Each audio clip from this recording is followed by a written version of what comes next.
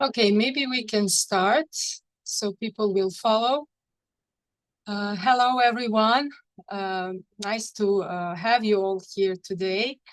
This is European Publishers Pitching and Networking event online, and it is initiated and organized by Creative Europe Desk Serbia, but together with other desks from Portugal, Italy, Tunisia, Lithuania, Georgia, Ireland, and Finland.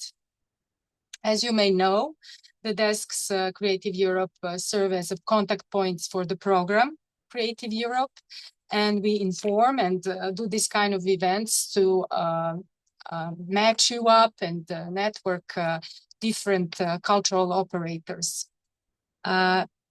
The main goal of this event is to foster networking among publishers and enhance partnership for the currently open call circulation of European literary works. Just to remind you, a deadline is February 11th. Therefore, that's why we are doing this today in advance. I will give you some technical inputs. As you see, the session is recorded and we will publish it on our YouTube channel and share it with you. During the presentation, you can post questions, but in the chat, please. So we will, at the end, in the Q&A session, answer your questions. And the contact list of all participants who stated they want to share the contact will receive a contact list of all of you. And the timeline is following. So we will have a presentation of the call by my colleague Bojan Milosavljević and colleague Sara from Portugal. And we will present one successful project from Serbia from the publishing house Treći Trg. After which you can ask some questions concerning this specific call. And after that, other publishing houses will present their projects and authors and their publishing houses. At the end, we will have also Q&A session, but I encourage you to ask questions in the chat, so we will share and try to answer your questions. Okay, so this is from me. Now I will give the floor to my colleague Bojan and Sarah.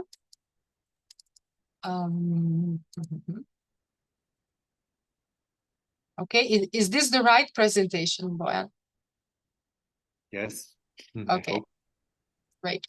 Hi, everyone. I will present main features of the call, because it is not an info session for the call, but we want to present some frame of the call. I will present this with my colleague Sara from Portugal. I will go through the slides with short presentations, and then we can discuss later if you have some additional questions. Just to remind the Milica that we have two projects from Treći Trg and Odiseja will also present their project, because we have one small scale and one mid-scale project, just to see the differences between the scales. So we can start with just call objective. This scheme is circulation of European literary works. It supports projects that translate, publish, distribute, and promote literary works.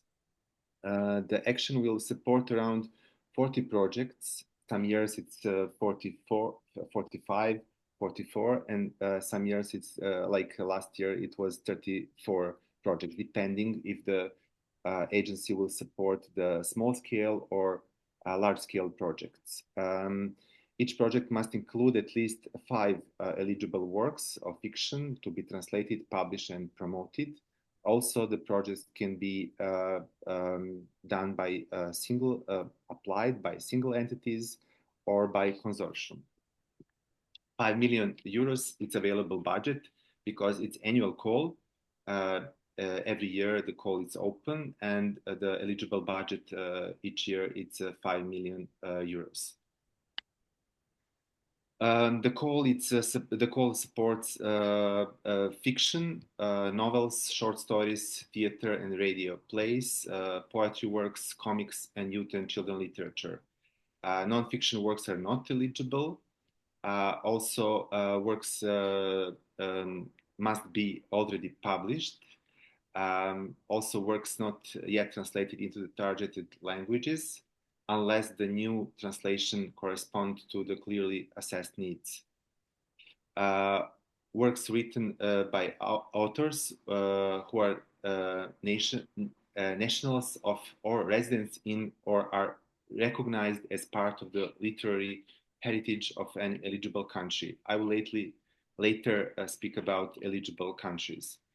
You can apply for three scales of the project: small scale, medium scale, and large scale. Here you can see on the slide, you can see the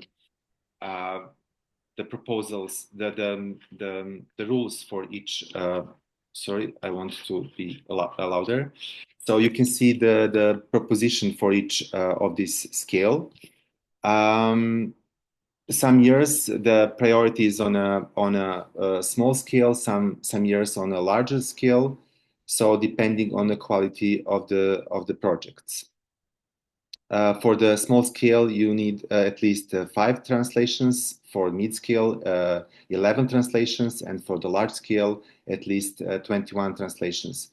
So that is very important. Also, here, the maximum grant amount you can see for different scales, but the co-funding rate of the European Union, it's 60%. So you need to co-fund 40% of the project.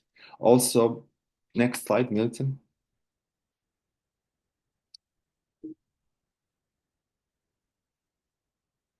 For the small scale and mid scale, it's a mono beneficiary, and for the large scale, it needs to be a multi-beneficiary project. Eligible participants, here you can see that you need to be a legal entity and established in one of the Creative Europe participating countries. At the moment, 40 countries it's participating in the Creative Europe. You can search the list of the eligible countries, 27 member states and 13 neighboring countries. Here you can see the results. We will present now some figures and statistics. Results for 21, 95 proposals, and here you can read the selected projects and translators, translated books and authors. Next year, here you can see the number of proposals is increasing each year, but the selected projects is almost the same, the number of selected projects. Here you can see the statistics from 2023. Also, you can see the increasement of the proposals. And here for 2024, we have the more detailed statistics. So you can see the statistic per country. Here you can see the original languages.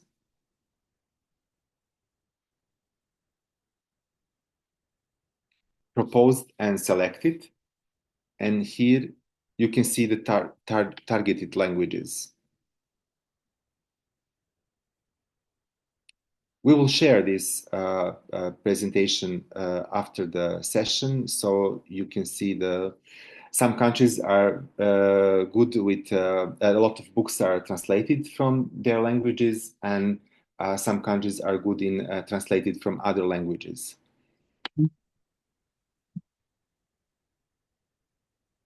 Also, what is important, so here you can see some other Arabic language and other languages. So we have 40 countries participating in Creative Europe, and their languages are available. But you can involve some partners, publishing house, or partners from other countries from the world as associated partner or subcontracting or third parties. So there is also option how to involve the publishers from other countries, but it's not for this session issue. It's for the info session about the call, and you can find the recorded session from the European Commission, from the European Agency. Sorry. Great, thank you, Bojan. May I step in and to emphasize quickly some points? Bojan already delivered like the main features of the call, and my job here, my duty is actually to underline, to emphasize and spotlight the main features, the main characteristics of this call, and that you should keep in mind if you are applying this year or the years to come. So please keep in mind that the main objective of the call is to really allow European authors to be read. That is the focus of this call. So what we want is that European authors, meaning the European, like the authors based or living or lived in the 40 eligible countries, are are given the possibility to be translated in any language of the world, and that is an important thing. So the eligibility relies on the original country that has to be one of the 40 countries that belongs to Creative Europe. But when it comes to target language, that is worldwide. Okay, that is important, something important to have in mind, because again, what we aim is to increase the transnational circulation and the diversity of European literary works, okay, and especially the less widely spoken languages. And may not come as a surprise for you that if you look at the figures, you will see, like many less spoken languages such as Serbian, Portuguese, Finnish, Polish, and so on and so forth. So it's really it's like the majority of it. So that's the main goal, is to really promote the widely less spoken languages to another less spoken languages, or to the majority languages, we call it, the widely spoken languages. That is something that you definitely should keep in mind. And the bottom line again, like the message that we need to emphasize here is that you can apply individually, but you can also apply in a consortia, as Bojan said. And that's why you're organizing this session, because it may not be easy to find, like-minded partners or like willing partners to team up. And this is why we're organizing this session, for you to really to see like if you can, team up and apply jointly. So we will provide this presentation afterwards, together with the extensive, information, so you can dive into. But today, the focus is to really, know possible potential partners with whom you can jointly apply, like either this year or the years to come. So this is an yearly basis call. This call is running until 11th of February, but the new calls will be launched again late 2025, late 2026. Okay, so this is all for me. So we stick to the schedule. I think there's no questions at the moment. I think we can move on, but we will be here like throughout the session, of course. So if you have questions, as Milica was saying before, please do write on the chat. We will replying along the way. Okay. Thank you for joining today's session, and I hope you enjoy. Just to add one small detail, because it's some new model that we are trying to test with this kind of networking and session. We are doing the info sessions, but this is the new format that we want to network the publishers in order to push them to cooperate, because a lot of publishers have let's say, the problem how to find the book for translation. They are searching for awards or this kind of, let's say, books that are awarded, but it's also important to connect the publishers in order to present and translate some books that are not so visible on the international level for translation. Just to explain the context and the goal of this session. So, Milica. Yes, thank you, Bojan, and thank you, Sarah. I would like to invite Ivana Anđelković from Treći Trg, publishing house from Serbia. They won the small-scale project to present. Ivana, are you here? Yes, I'm here. Can you hear me? Yes, yes. Do you have a presentation or you're... No. Okay. I don't have a presentation. Okay, that's okay. So hi to everybody. My name is Ivana Anđelković, and I'm from I represent two publishing houses, Treći Trg and Srebrno Drvo, and we often cooperate. We are often co-publishers, and we both have Creative Europe back projects. And in consultations with Bojan, I decided to talk about the project by the other publishing house, Srebrno Drvo, which means silver tree in Serbian. So we have this project which began it's called What Europe Dreams About, or short WEDA. And it began in 2022, and it will end now in a few days, actually, at the end of December this year. Srebrno Drvo is actually a specific publishing house, because we're not just a publishing house, we're also an art association and a place for showcasing people who are involved in theater and visual arts. So we actually created this project because we wanted to present new contemporary European playwrights, because we saw that there is a shortage of that in Serbia, that people often read novels. Some people also read short stories and poetry, but almost nobody reads drama, especially not contemporary drama. So we wanted to change that. And we decided to publish 14 plays by 7 European authors. Of course, the plays are written in some less used European languages, such as Romanian, Dutch, Norwegian, etc.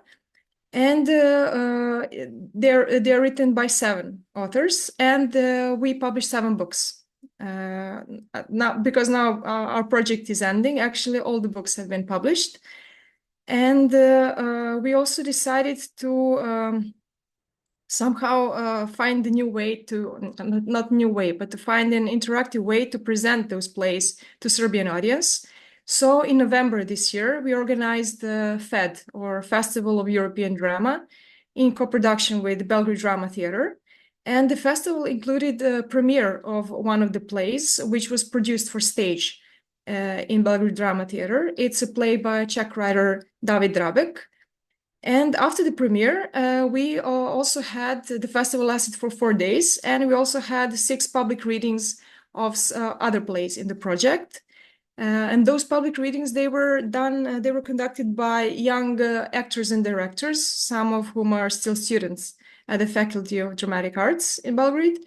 And they took place in the theater and were free of charge for all the visitors.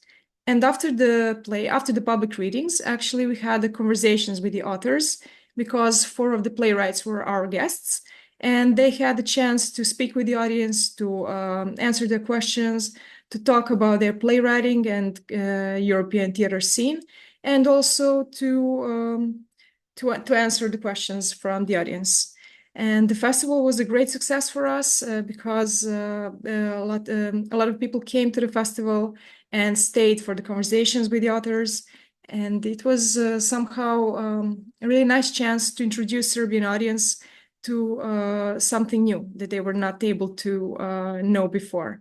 And we received very, very good feedback both by the audience and the visiting authors. So yeah, that is something about our project.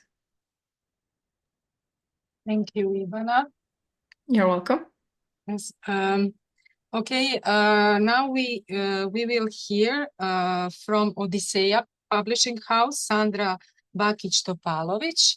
Sandra, Hello. are you here? Yes, great. I will start your presentation, okay? Or you want to share? Okay, okay, great. Just a moment.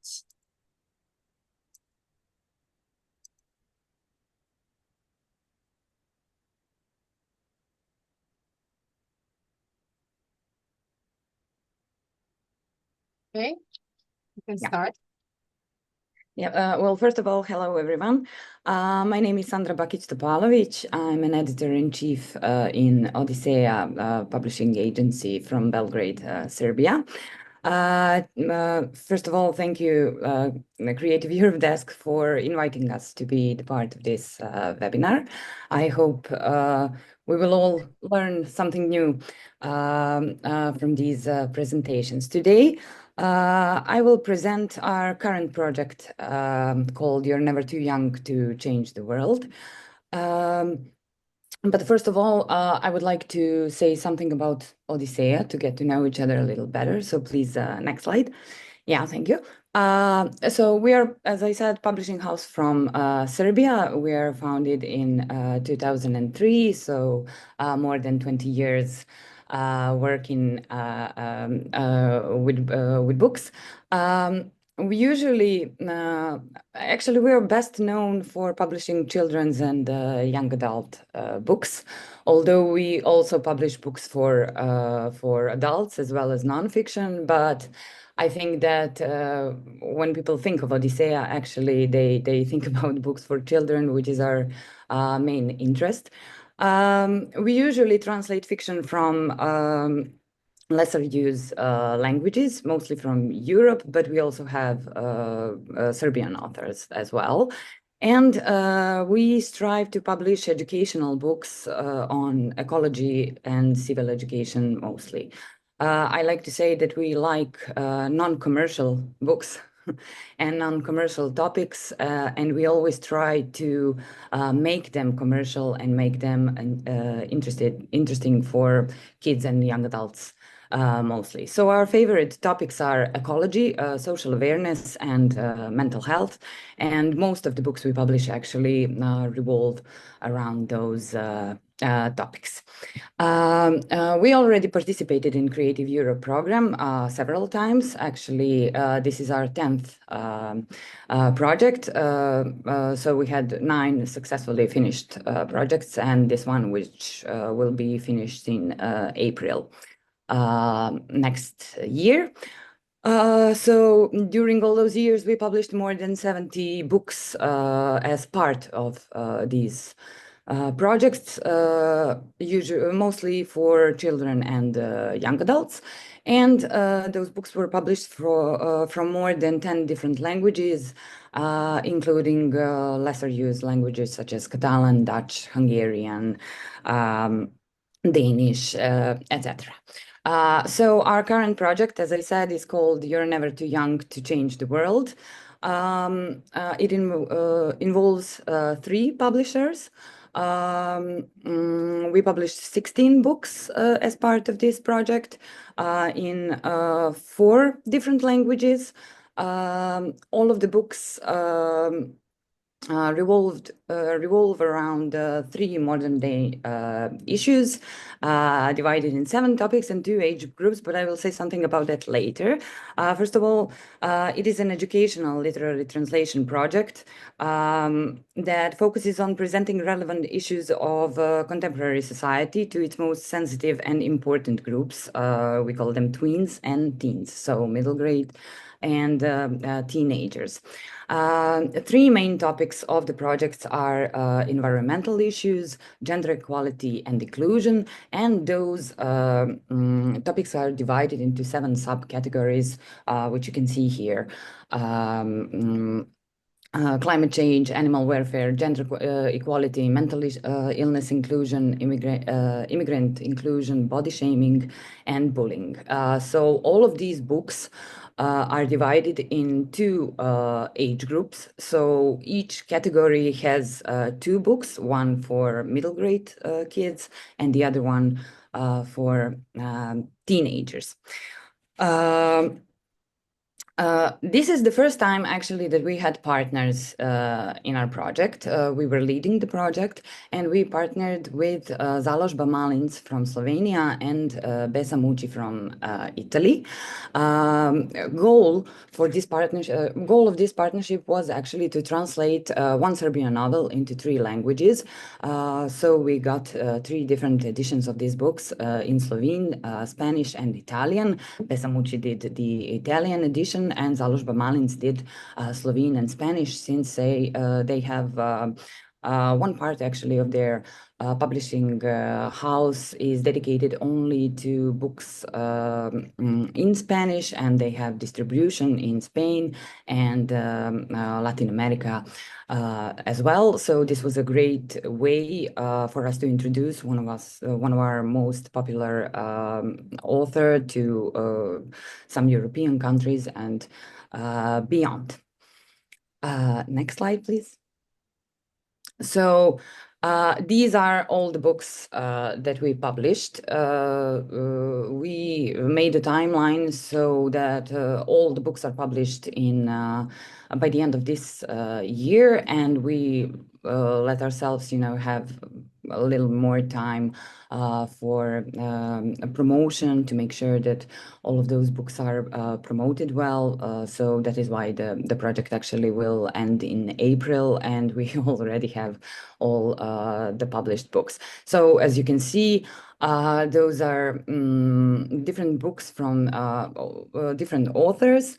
We have authors from Belgium, Germany, France, Holland, Norway, Sweden, etc., etc., etc. And I would like to say that we are really satisfied with the way that kids actually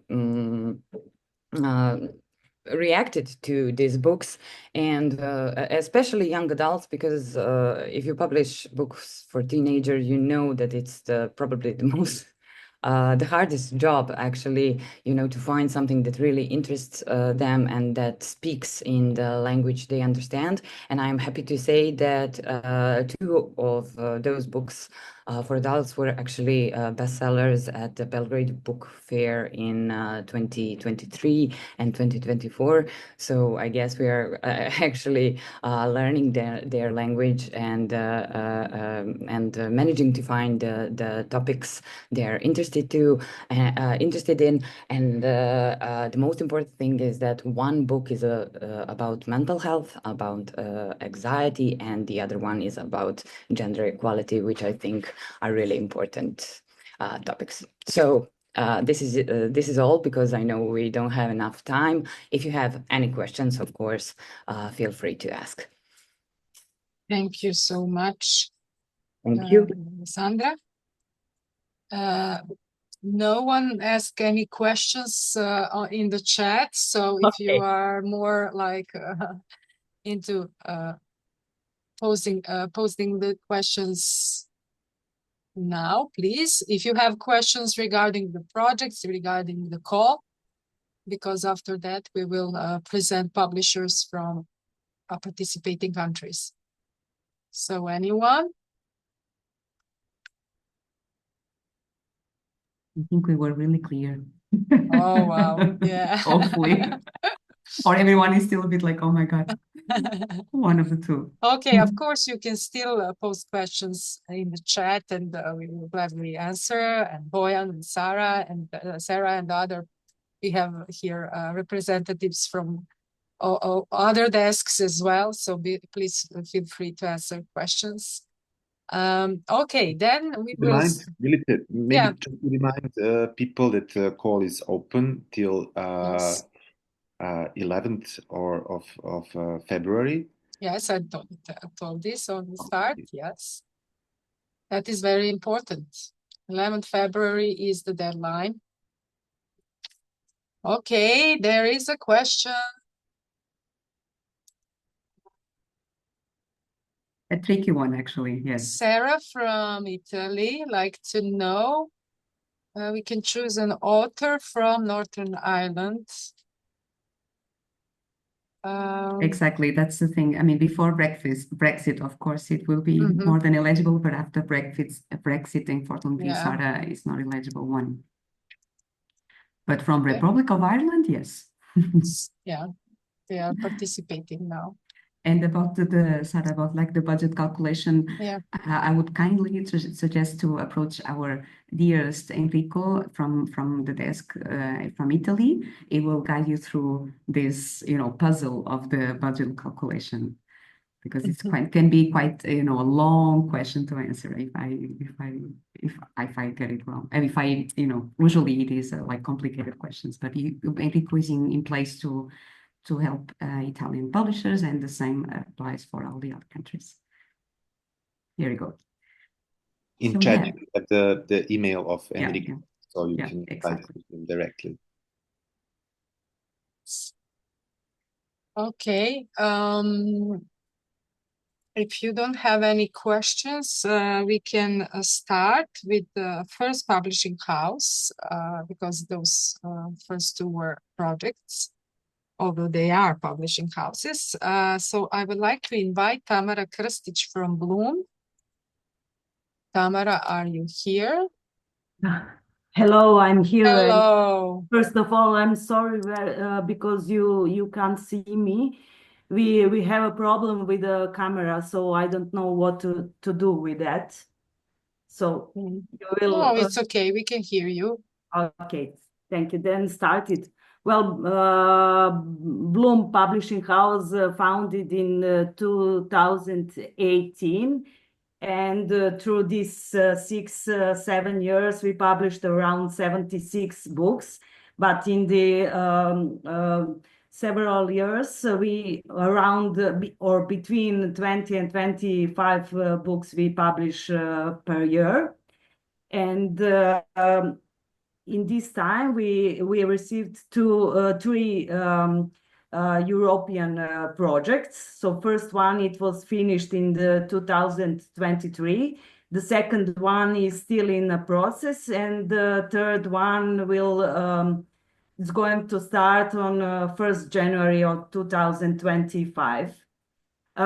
We are publishing a house who we are probably want to select some new and different European voices from literature through the, let's say, through the different topics, point of view on these days, and also on history, and also the different generation of authors is in our publishing house.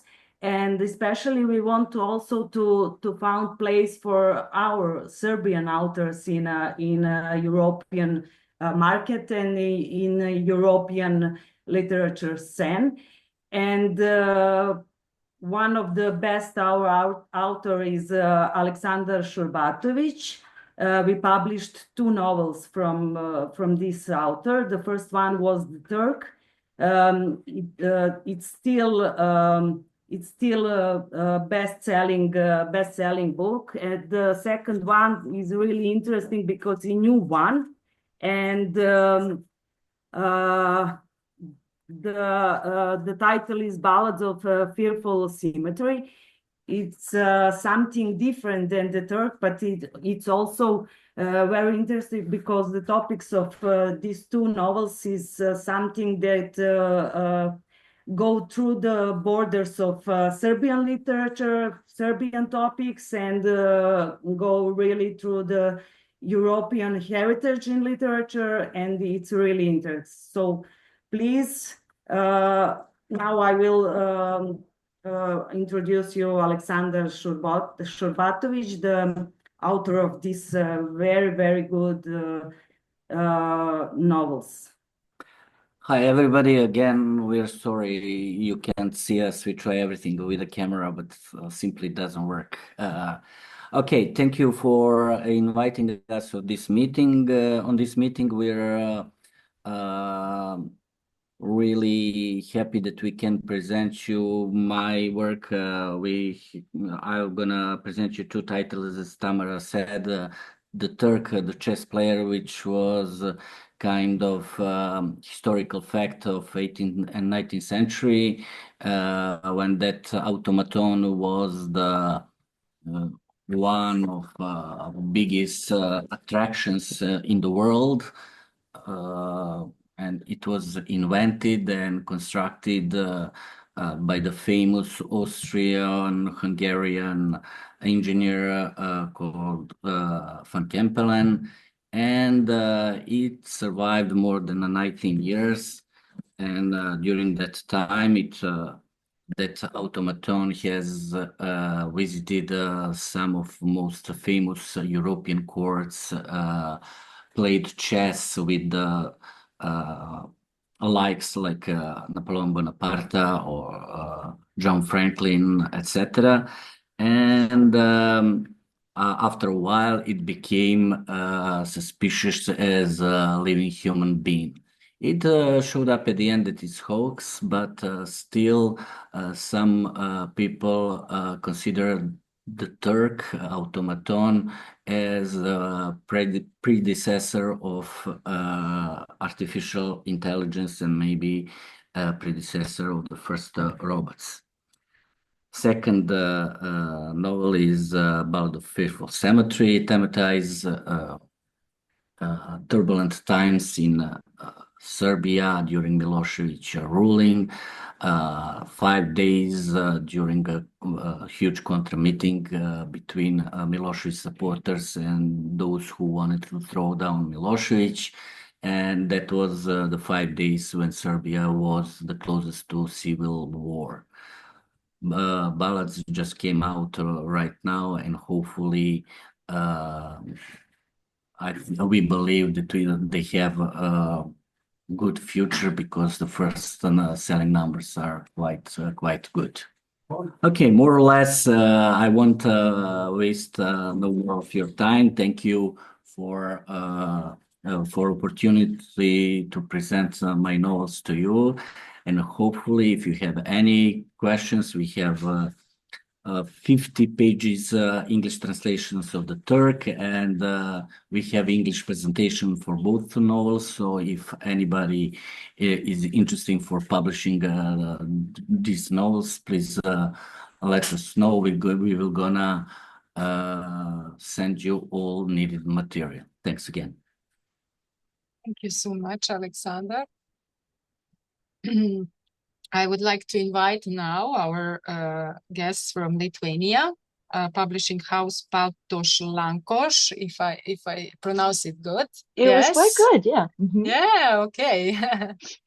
So Imante, please take the floor. Yes. Hi, everyone. I would like to share my screen with you and show you my presentation, if that's okay. Yes. Share. Right. Yes. Okay. I'll try and hide you. Okay. Can you see the slides right now? Yes. Perfect. Okay. Hi again, everyone. My name is Imante, and I am a foreign rights manager at Baltos Lankos Publishing in Lithuania. As you can see in the slide, this publishing house was established in 1992, right after Lithuania regained its independence. And so since then, we have actually become one of the biggest publishing houses in the country. We are very happy to have a very wide range of titles that we publish. As you can see here, we publish classic literary fiction as well as contemporary fiction. And we also have quite a few titles in the nonfiction genre and children's books. I enumerated some authors that you might be familiar with, but I'm not going to name all of them because indeed, as you can see, we publish over 120 titles per year. So we do have a lot of authors under our belt. In addition to publishing foreign authors, we also publish books of very wide range of genres by local authors. And today I'd like to tell you about 3 titles from Lithuania. I'll start with this one. It's called The Coin and the Labyrinth. And this duology as we call it. It's definitely has been one of our best sellers for this year. So the author of this duology, these two books, is a politician, former politician, Mantas Adomėnas, and at one point he was even the deputy minister for foreign affairs. And it's interesting that he has chosen to write a literary spy thriller, where we kind of infer that he took some experience from his knowledge of the geopolitical world and included this in this novel. As I've mentioned, it's been a bestseller for us, but it not only had this great commercial success, but also it has been awarded Fiction Book of the Year in 2023 in Lithuania. And we are very happy to have sold the rights to our neighbors in Latvia to both of these books. But we hope that more countries would be interested in this very engaging text. And if you are interested in this novel duology, I'm very happy to share with you a full English translation of book number 1. We are currently working on the translation of the second one. Now, the other title that I wanted to talk to you about is this book. It's called Ha, or A Short History of a Guillotine, by Tomas Vaiseta, an author who is a professor at Vilnius University. He teaches history. So this book is very different to The Coin and the Labyrinth. It's more of a novel of ideas and less of a thriller, like The Coin and the Labyrinth. It tells the story of a man who works at a very strange factory theater where performances last until death. So it's quite grotesque and yet very playful in the way that it is written. We are very happy that this book was nominated for the European Union Prize for Literature in 2022. And very recently, this book was published in France.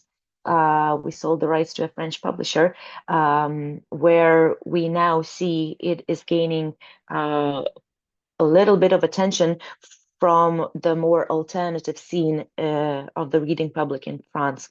So if you are interested in this novel, we have a full French translation and an English sample. The last book that I wanted to talk to you about is this one, and it's again very different from what I told you about before. This is a more upmarket fiction novel called Roses and Potatoes by Vaiva Griniūtė. Sorry, my dog is saying something. And this book is all about happiness. It's how we understand happiness and how we sort of each have a different take on what it means to be happy.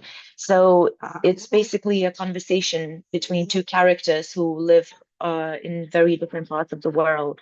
And we published this book in 2022, and we have a full English translation available if you would be interested.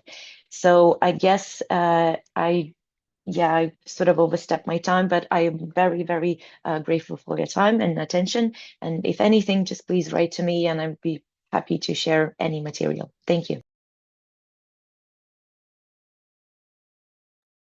Thank you so much. I think it was really interesting. I would like to call another publisher from Portugal this time, Planeta Tangerina. Well done, Yes, Lisa. thank you. So Isabel. Hello. Hello. Nice to meet you. Good morning to everyone. Good morning. And thank you for your attention. I'll try to be brief, and I will share my screen. I hope I can do it.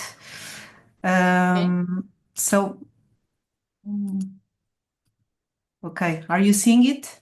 Yes, we are. Isabel. Okay. I'm here to talk about two Portuguese authors, Joana Estrela and Ana Pessoa.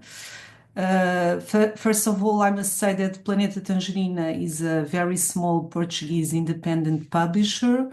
We work since 1999. Our hearts are picture books. We love a lot pictures. We have a very strong community of illustrators in Portugal with very high quality works. We believe that books are great ways of starting a conversation, not only among children, but also involving adults and people from all ages. So we try to make books for all readers and not only for children. In 2012, we launched our young adult collection that is called Two Steps and a Leap, where we publish these two authors that I will present you. And in 2014, we also created our nonfiction collection, which has kept growing ever since. And we believe that it's very important to have these nonfiction titles today, not only stories, but also to have books about the world and the problems that the world is facing today. In 2013, Planeta Tangerina won this BOP award for Best European Publisher. That was very important for us. And we also were nominated for the Alma Astrid Lindgren Award in 2012 and 2013. So about Joana Estrela, she's a young author. She was born in the north of Portugal in 1990. She studied fine arts at Porto University, and now she lives in Brussels, where she's studying graphic storytelling. She works a lot in cartoon format. She's considered by the critics to have an outstanding narrative voice. She works in cartoon, but also she has some picture books for younger children. Some of her books were chosen for the White Ravens catalog, and she also won the Best Comics Book of the Year here in Portugal in an important festival for cartoons with this book that you are seeing in the image that is called Pardalita. Pardalita is already published in many countries and languages and has won several prizes, not only these ones that are here, but the list is very big. And it is the story of two girls, Pardalita and Raquel. They are in the same high school. They don't know each other. And Raquel has a boyfriend and a group of friends. And then she decided to go to drama classes. And that's where she meets Pardalita. And this meeting is a very slow and subtle meeting. They meet in the school halls and also in drama rehearsals.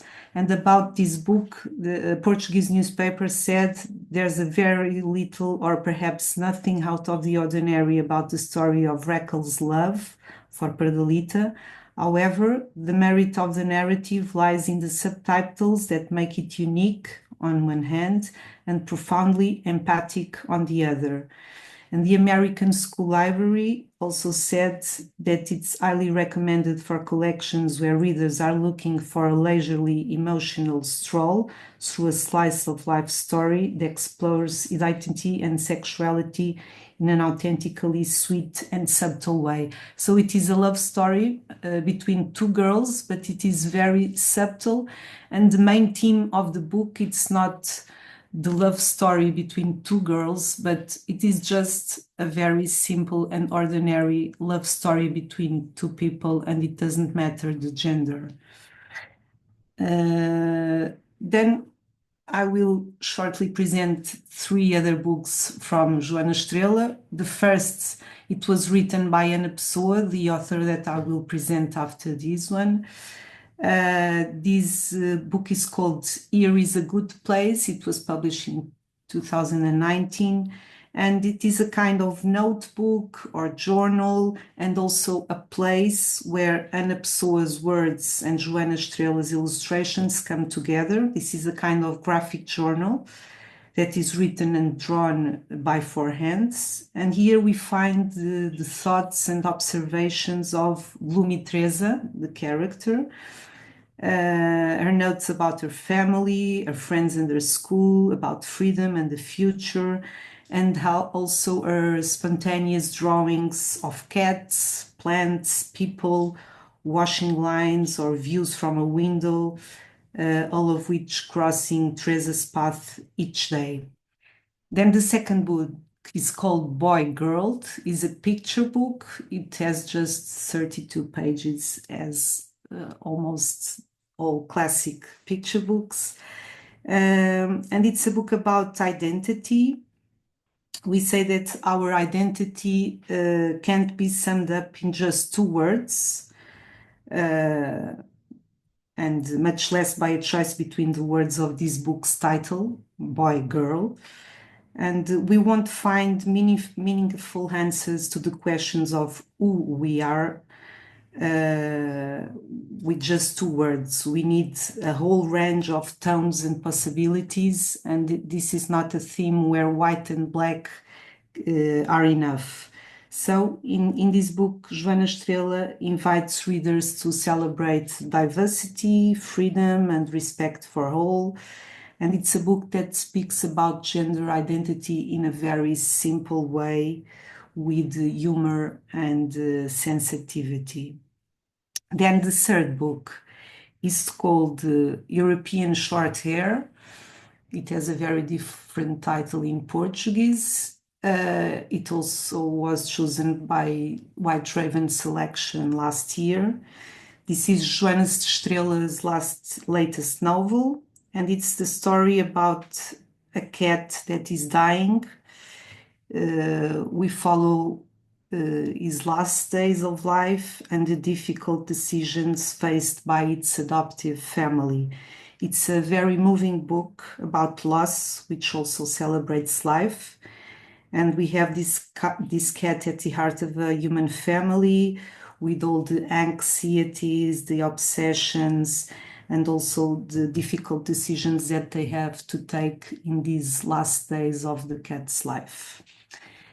And now I will speak about Ana Pessoa. She was born in 1981. She studied here in Lisbon, languages and literatures. And since 2007, she lives in Brussels, where she works as a translator.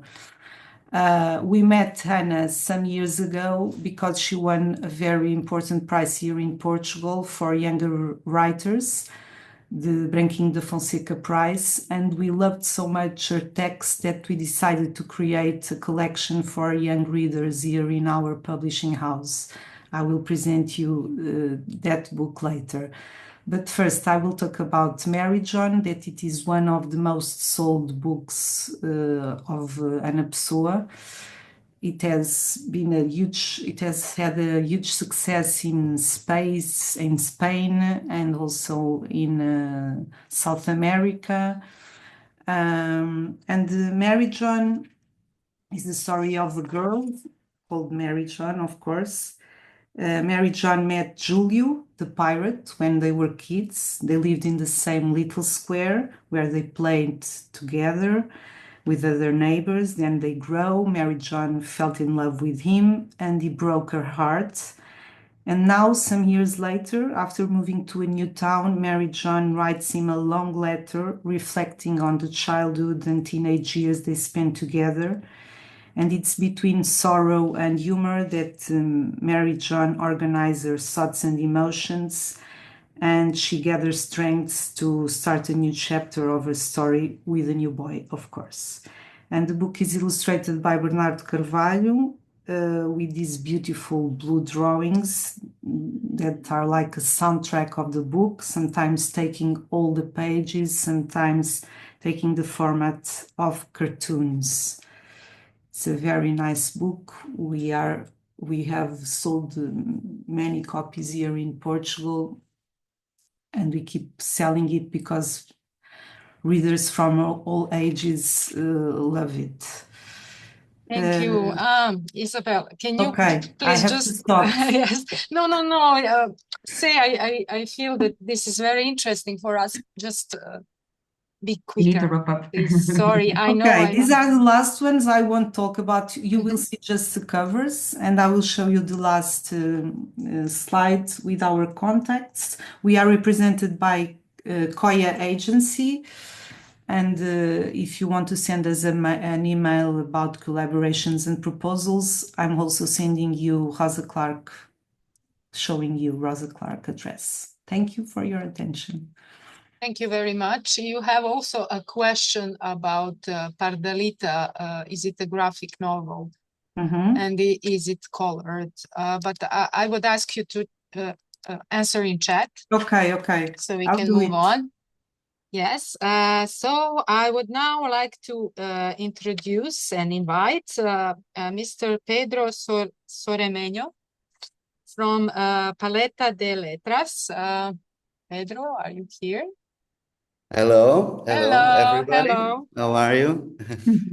Nice to have this meet. Our first time in this program and trying to find some partners. Hello, everybody.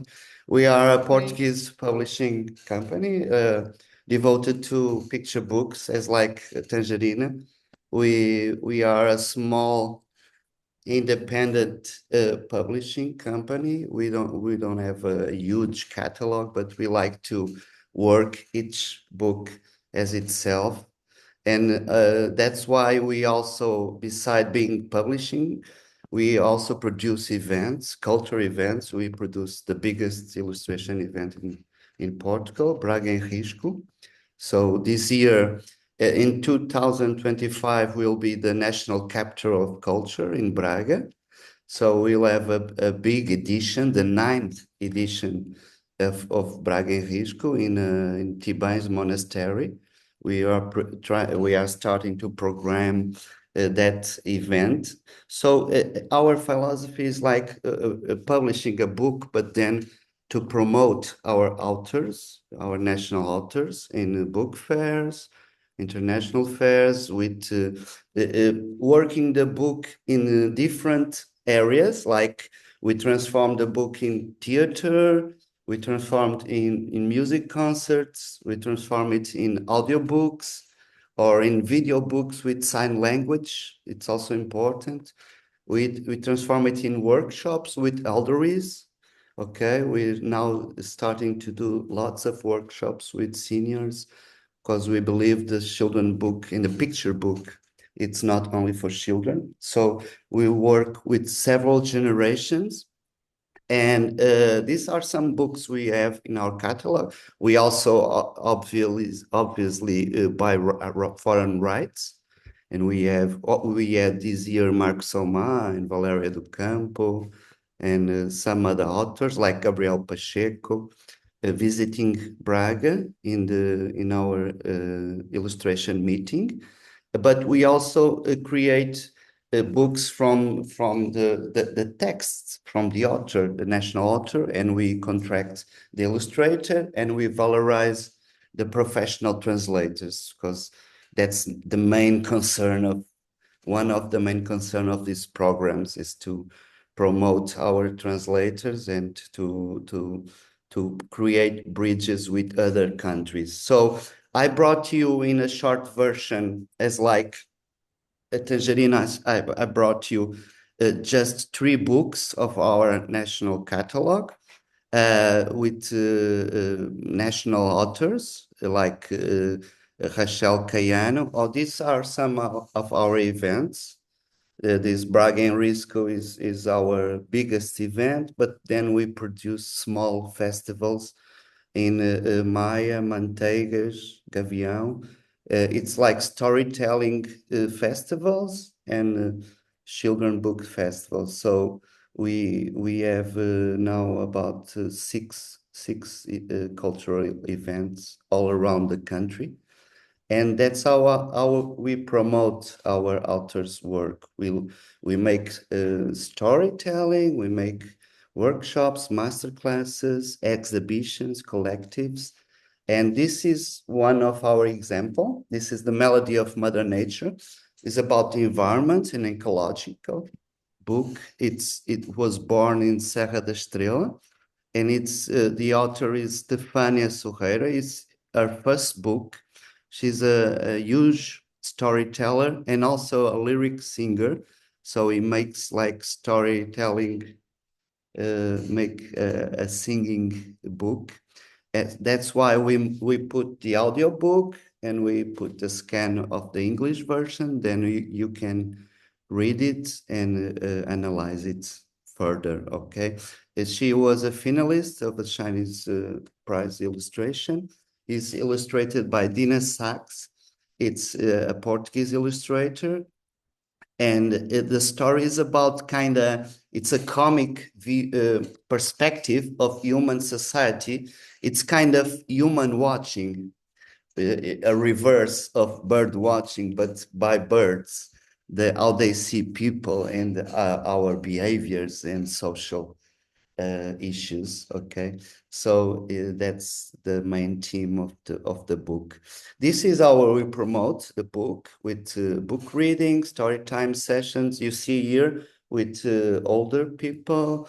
We like to do a work very near to the people, with communities. You know, we like to work in the field. So that's how we develop our work. This is an amazing book we presented in the last March in the Bologna Book Fair. It's already sold to Brazil, Greece, and we're negotiating to Italy and Spain. It's the Red Boots. It's about freedom. It was meant to celebrate the 50 years of freedom in Portugal, but it's an open book to children. It's about a little child. He has a red boots, and he compares it to the pomegranates, the watermelon, the roses, and the love and the lava, and everything is red, like his red boots. Even the red highlights in the streets. So the boots belong to her mother. It's like the message of freedom that passes to her, and in the future to her daughter. So for us, never forget what represents freedom, because it's very important to not forget that to the youngest. That's how we promote it, with exhibitions. Rochelle Cayano is it's a very nice illustrator. He got some awards in Bologna. So like the Bologna Ragazzi Award in 2022, a special mention poetry with a book. And she makes also theater pieces.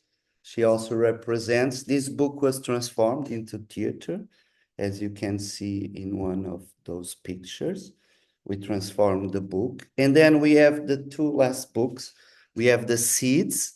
It's about nature. It's a very well, I say unique book, because we have the images that tell one story, like the watercolors of Ivandro.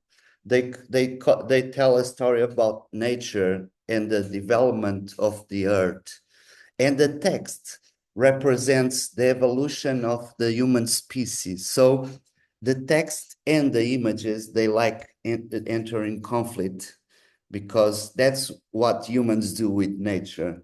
Unfortunately, they enter in conflict. So you can read in the human perspective, and you can read it in the nature perspective. So that's a very original book about nature and ecology. And finally, not less important, a very important theme, it's Nobody. It's about domestic violence. It was launched in 25th of November, the International Day of non-violence against women. And it's about a child. He sees a cat, but his neighbor, he hates cats. So he says, "Who's there?" And he says, "Nobody." And the cat gets nobody. And then he goes to school and is thinking about the cat. And the teacher says, what are you thinking about? Nobody. And so he reaches home, and his mother is crying, and it's like as a scar face. And he says, "Who did that?" And she says, "Nobody." And he says, "Oh, I'm going to catch that cat. He cannot do that to you. He cannot hurt you." So it's like we talk about the team, but in a very peculiar way. So at the end, he brings the cat home to surprise his mother, because he misses a smile. And when she sees the cat, she says, "Nobody is perfect like you." And at the end, the cat just runs away the window because someone lets it open, and her mother teaches the final lesson, that is, nobody belongs to nobody. So that's our final book, to our final presentation. Here are my contacts. I'm available for your contacts, and looking forward to build bridges with some partners. Okay, thank you. Thank you very much. This was really inspiring. I'm looking forward to see the books. Okay. Thank you so much. And now we are going back to Serbia again. I would invite Milica Laufer. She's coming from publishing house Contrast. Milica, we have the same name. Very common in Serbia. Milica, are you there? I'm here. Do you hear me? Great. Yes. Yes. Hi great. to everybody. I'm really a pleasure to be with all of you and hear all these really fabulous stories. And here I'm trying to offer mine. And I come from Contrast Publishing, which is a very young publishing house in Serbia, formed in 2012, but a fastly growing publishing house. We do mostly literature, from classics like Camus and Orwell and Cormac McCarthy, but to also emerging artists and writers such as Ocean Wong. Also, we represent many local writers and regional. We have also a big, large collection of poetry, more than 80 books of poetry in this collection, popular psychology as well. But we are starting with a new library, which is Library on Philosophy and Theory. We just started with Hannah Arendt, The Origin of Totalitarianism, which is not a bad start. But I'm here to talk about Women a Voice library that we started, actually empowered by Creative Europe program. We did already several projects on the theme of women writers, and we are continuing with that. We are about to actually finish the project named Pride Against Prejudice, literature as a mean of women empowerment. We have in this project 9 books, mainly novels, also poetry and short stories, translating actually women emerging, or also some of them are very already renowned writers from Sweden, Ukraine, Italy, France, Poland, Germany.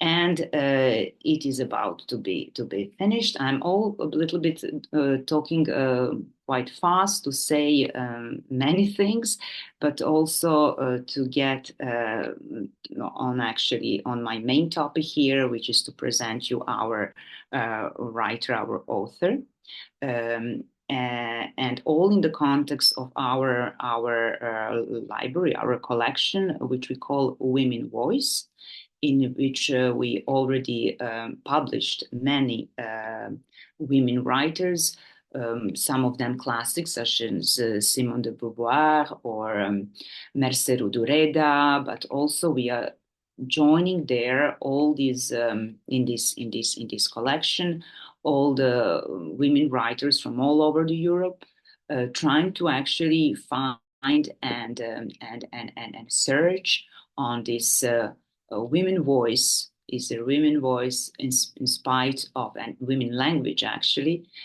in spite of the difference in languages, in origins. What is that women are telling us today, but also in the context of history of literature. In this sense, we are very happy to announce you, to present Vida Davidovic. Vida Davidovic is a young, very young writer. We published her first novel, which is called Mučnina on Serbian, which would mean nausea. It's her first novel. It's coming of age novel, I would say. And it speaks about young woman experience in the toxic society, speaks about body trauma, anxiety. It's about growing up and the potential to grow up actually in the society after all the traumas that her and the previous generation went through. She's basically a playwright. She finished a faculty of drama, and she is actually the winner of the national prize of the best play in Serbian language for her play Small Wars and Zara Cabins, which talks about anorexic disorder of young women in today's society, and the play was set on many stages, not many, but also in Banja Luka, in Belgrade, in Novi Sad. Her other plays are also shown in theaters around the region, and she's working very, very actively actually in her theater field. But we are very proud for her that she published actually this novel with a very smart, very, very quick and very, very strong dialogues, which is normal for somebody who is actually very good in writing plays, and so I would say that's her strongest point. Vida Davidovic is a very vibrant, very, very, very ambitious girl with her curly hairs, with her big, curious eyes.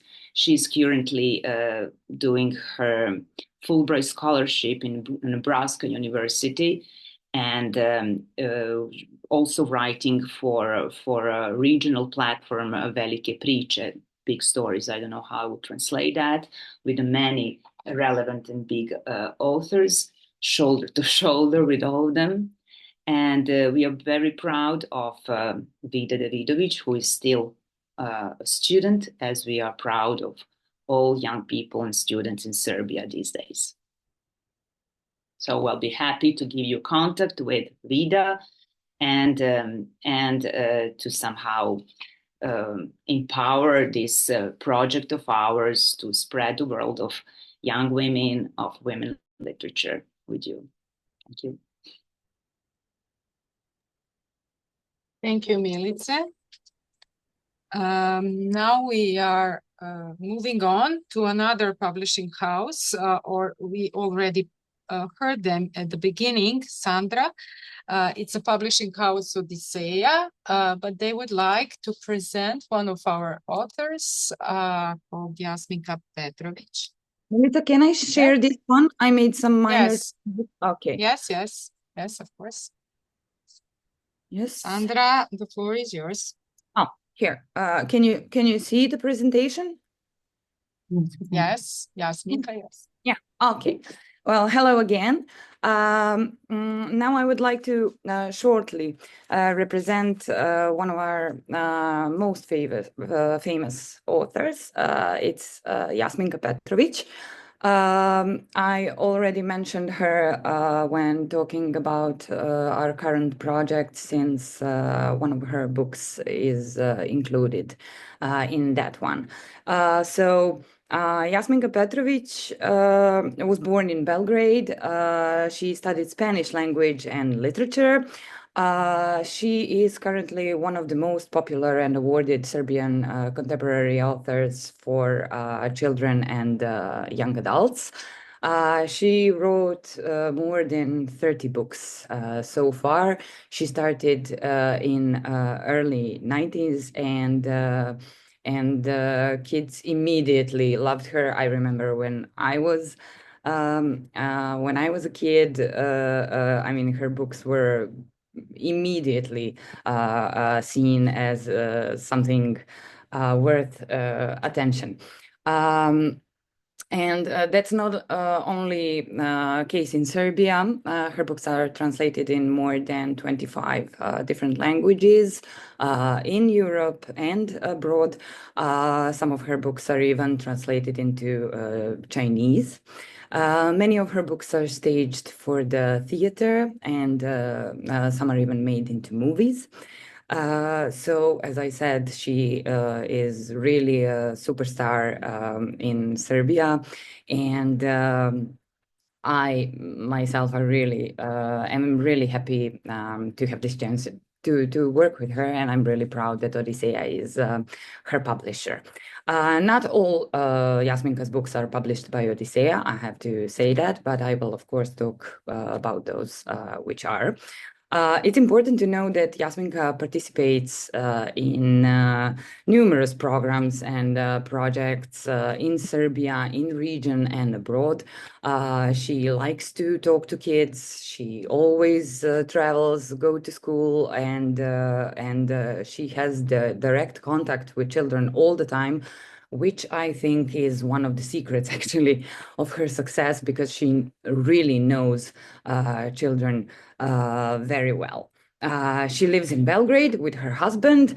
She has 2 children and 2 grandchildren, and one of her children is actually important for this topic as well. It's Anna Petrovic. She is our famous illustrator, and all of the books by Jasminka we published are illustrated by Anna. She received numerous awards, not only Serbian, but international as well. I will just I will just mention few because there are really too many. For example, she received 2 times Srebrno Gašino Pero, 2 times Neven Award, award of Zmajeve dečije igre, Dositejevo Pero, which is really interesting award because the jury is made of children. She received that one 5 different times. Plavi Čuperak, the award of International Book Fair in Belgrade, etc., etc. And she also received awards in Bosnia and Herzegovina and Italy. And several times she was nominated for Astrid Lindgren Memorial Award. These are the books that we published by Jasminka Petrovic. First of all, there is 35 kalorija bez šećera, 35 calories without sugar. This is the book that was included in our current project. We already sold some rights for this book, and we have some foreign options. The book is intended for teenagers because it tackles the topic of anorexia and eating disorders.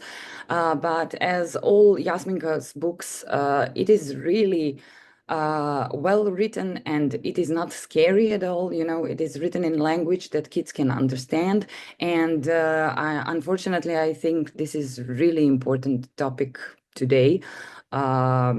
Maybe we decided that this book should be for age 10 plus, because unfortunately even younger kids are having these problems.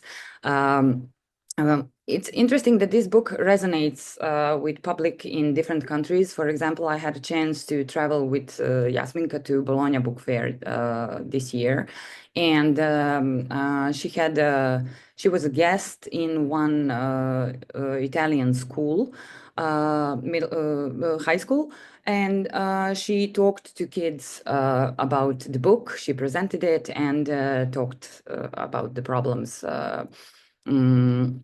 presented in these books, and it was amazing experience, really. The kids were well prepared. They all read the book and they had numerous questions, and there was actually one really heart-melting scene when one of the girls from the class approached Jasminka after the presentation, and she said, thank you so much for for writing this book because my sister has a problem with anorexia, and she just hugged her and they started to cry and we all cried.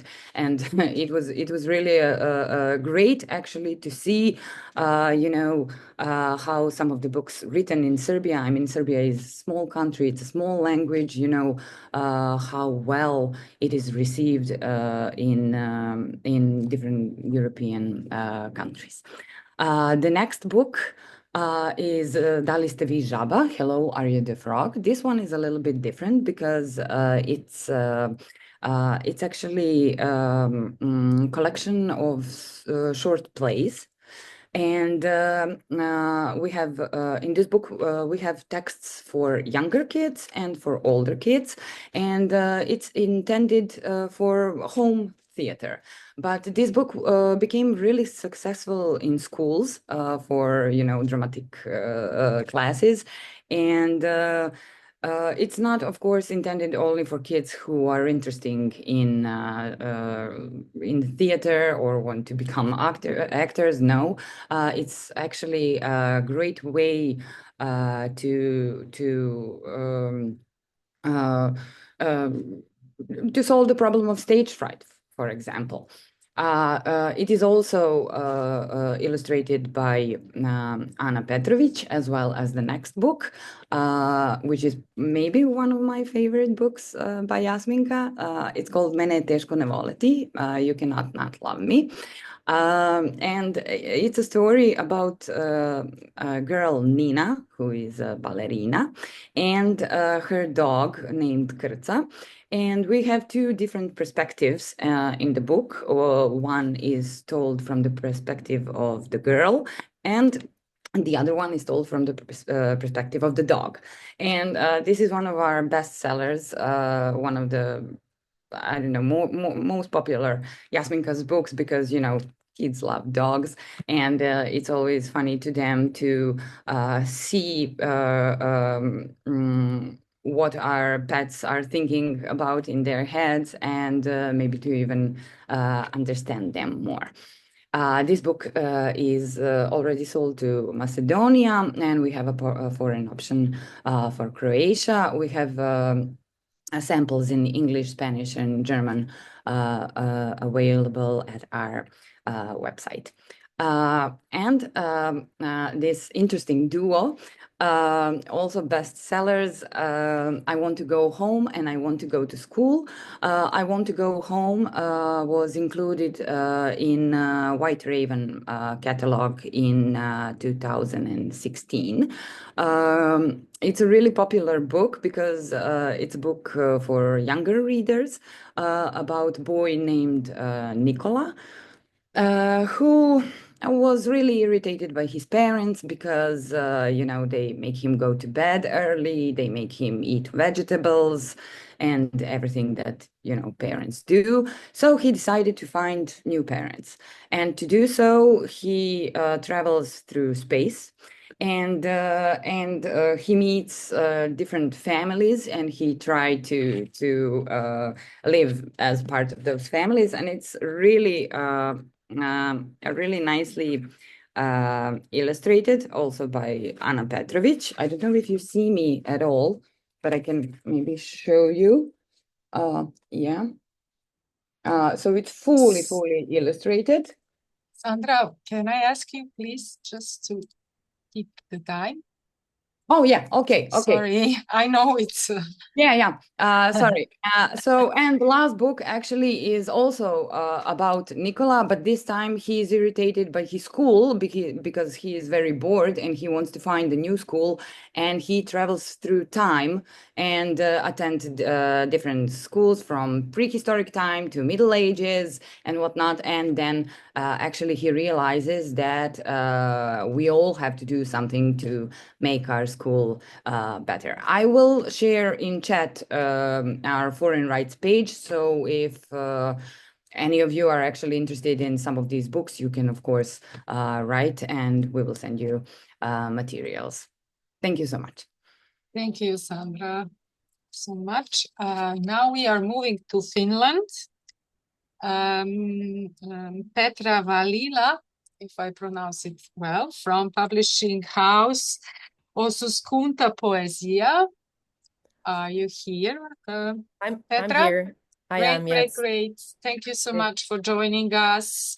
Of course. Would you like me to do your presentation, or you would like to? Would you mind? I think it might be safest if you can help me with that from your end. Thank you. Okay, no worries. Yes. Just a sec. Okay.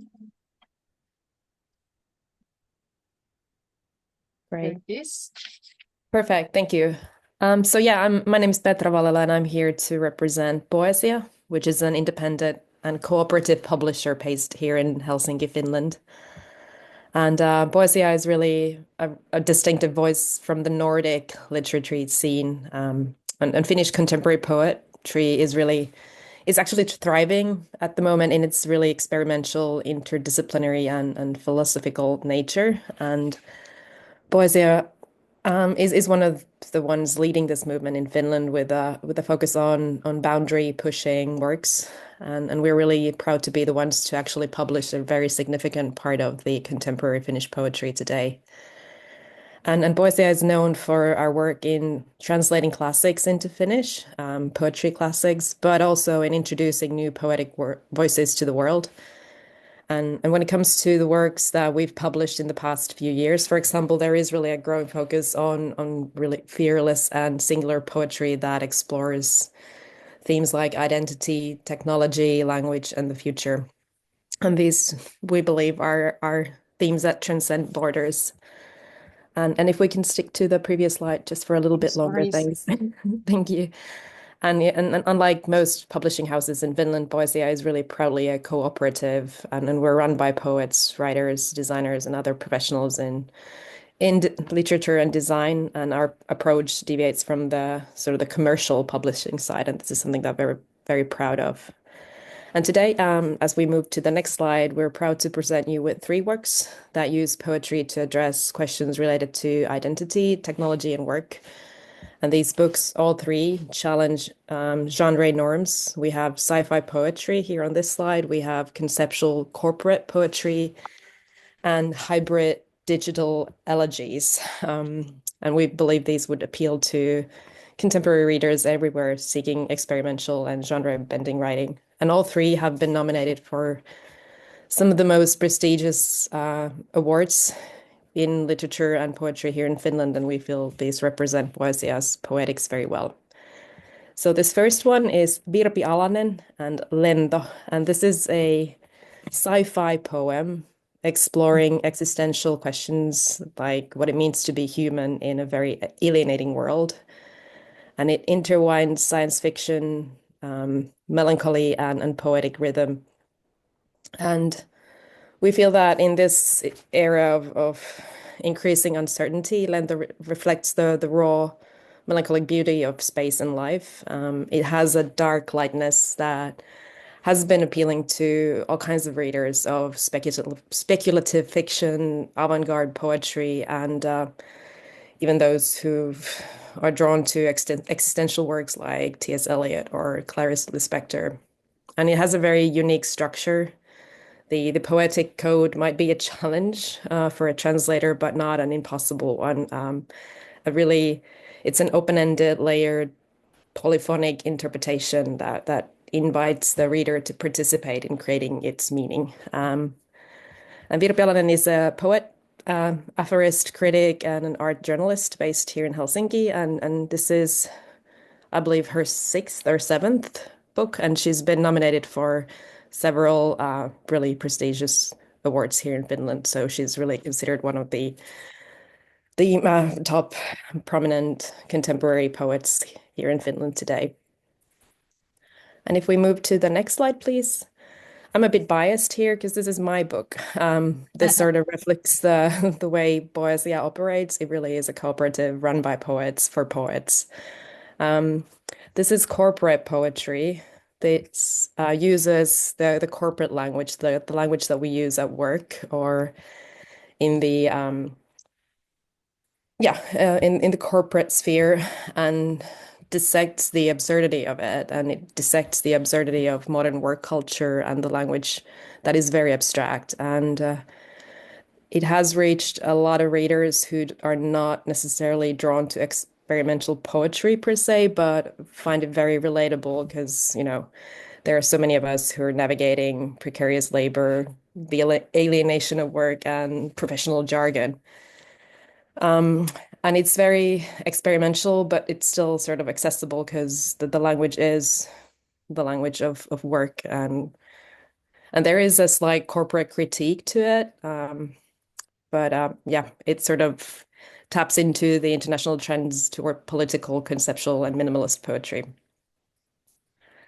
And then the next one is Virpi Vaininen, Kaikki tapahtuu niin paljon. This is about technology and love, that very universal intersection there is. Virpi's work really captures the blurred boundaries of digital and analog life, and it tackles themes of presence and absence and grief, which are issues that are really intensified in this hyper-connected world that we live in. And there is a deep emotional layer to this. Vairinen's partner passed away during the writing process of this book, and it really adds a sort of tragic depth to it. And yeah, it's not an abstraction, but it is very conceptual and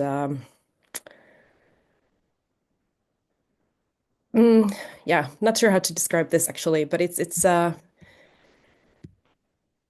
an exploration of laws, so to speak, and also a critique of the technological side of things linked to the human vulnerability. And some have found some resemblance to the works of like Anne Carson or Ocean Vuong.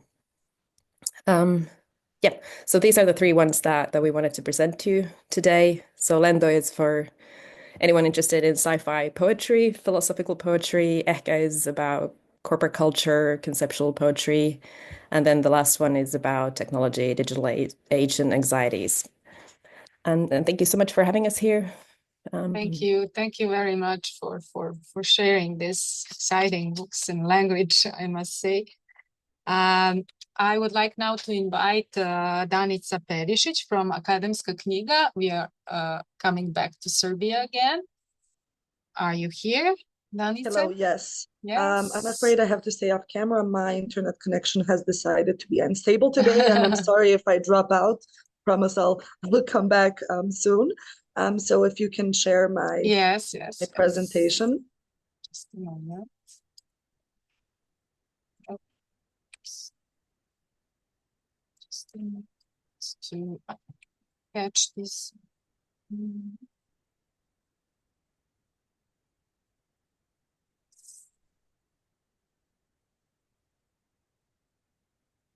Yes, we didn't change the name on the title slide. We can move on to the introduction. Thank you. Thank you for inviting us. It is my pleasure to be among so many of our peers and colleagues from around the world. I will now briefly introduce the publishing house Akademska knjiga. We were founded in 2006 in Novi Sad with the aim of publishing seminal scientific works by both domestic and international authors in the fields of social and natural sciences, as well as literature. So we publish both. We can go back. So we publish both academic works as well as works of fiction. We have a team of editors from various disciplines. We have journalists, we have sociologists, we have people from the world of literature, obviously, and we designed that with especially so we can have a big catalog of works and which we can bring to the audience in Serbia. I think we have done a good job, and we are now a recognized publisher we're recognized for the quality of our published titles. And our vision is to publish works that, go back please, thank you. Our vision is to publish works that expand both knowledge and encourage critical thinking, and that promote literary and freedom. You can look at our whole catalog on our website, and I will share the link in the chat as well. Next slide, please. Our catalog includes titles across more than 20 different genres. And in addition to works by domestic authors, we have published translation of books from 30 foreign languages. We're proud to have received prestigious awards, including Leader in Publishing Activities in the Region in 2013. And most recently, we have received the Best Publisher Award presented by journalists at the 62nd Belgrade Book Fair. Sorry, at the 67th Belgrade Book Fair. We also received one in 2018. I think it's in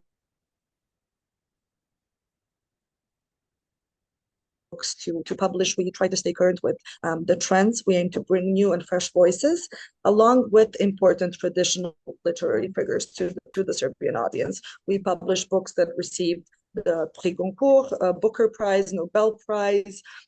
We also publish some of the most important Serbian writers like Ivo Andrić, Aleksandar Tišma, but we also translate foreign classic authors like Margarete Jursenar and Solzhenitsyn. Next slide, please. Our collaboration with Creative Europe was fruitful. We had two projects. We participated in two projects. One was in 2018, Modernity and Tradition in European Literature.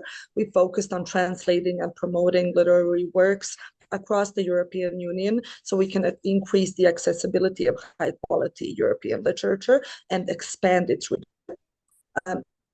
project. We had translations from French, Norwegian, Polish, Hungarian, Dutch, Czech.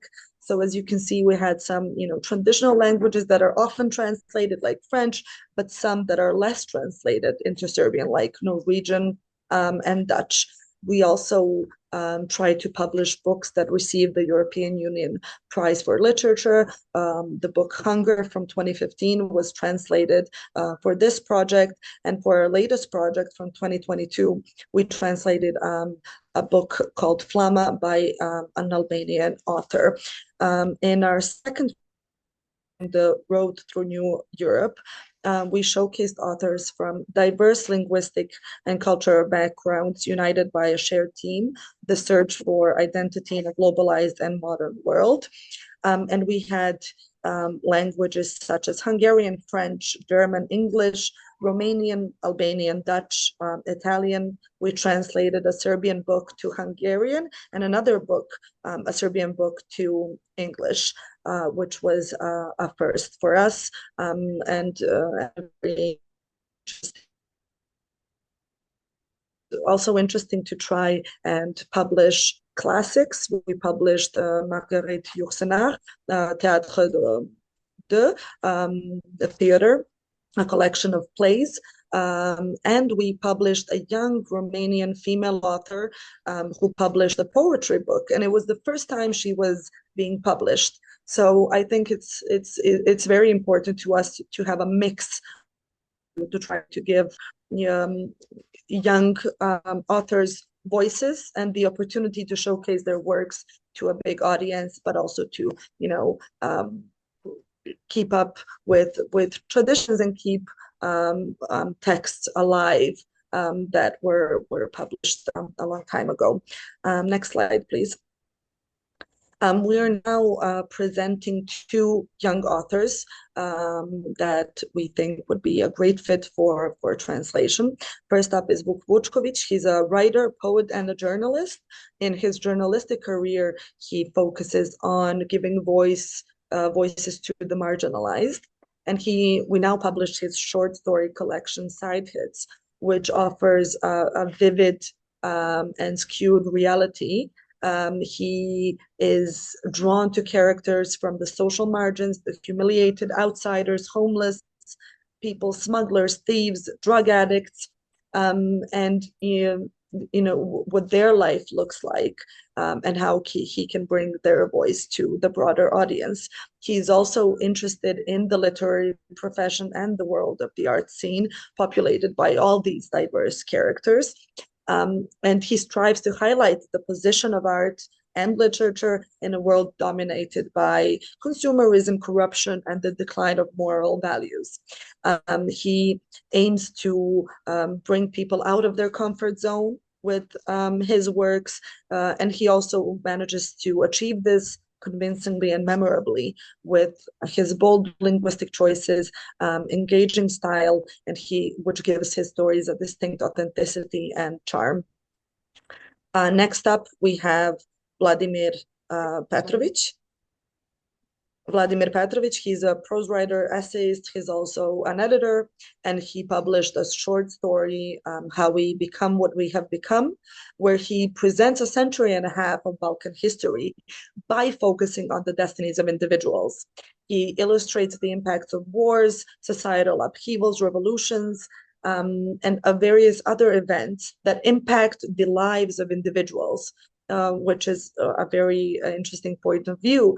We learned the fate of a socialist leader and pacifist who ended up on the front lines of World War I, as well as the life story of a famous Sava Šovanović, one of the most prominent painters from the region, who lost his life during World War II. He also delves into the lives of the LGBTQ community, Roma victims in Nazi concentration camps, and he manages to give a voice to the voiceless. He uses diverse prose techniques and focuses on those small histories fractured by the big history, and his book was shortlisted for the prestigious Andrich Award. I think it's also interesting to note that both books share a focus on individual stories within larger societal contexts.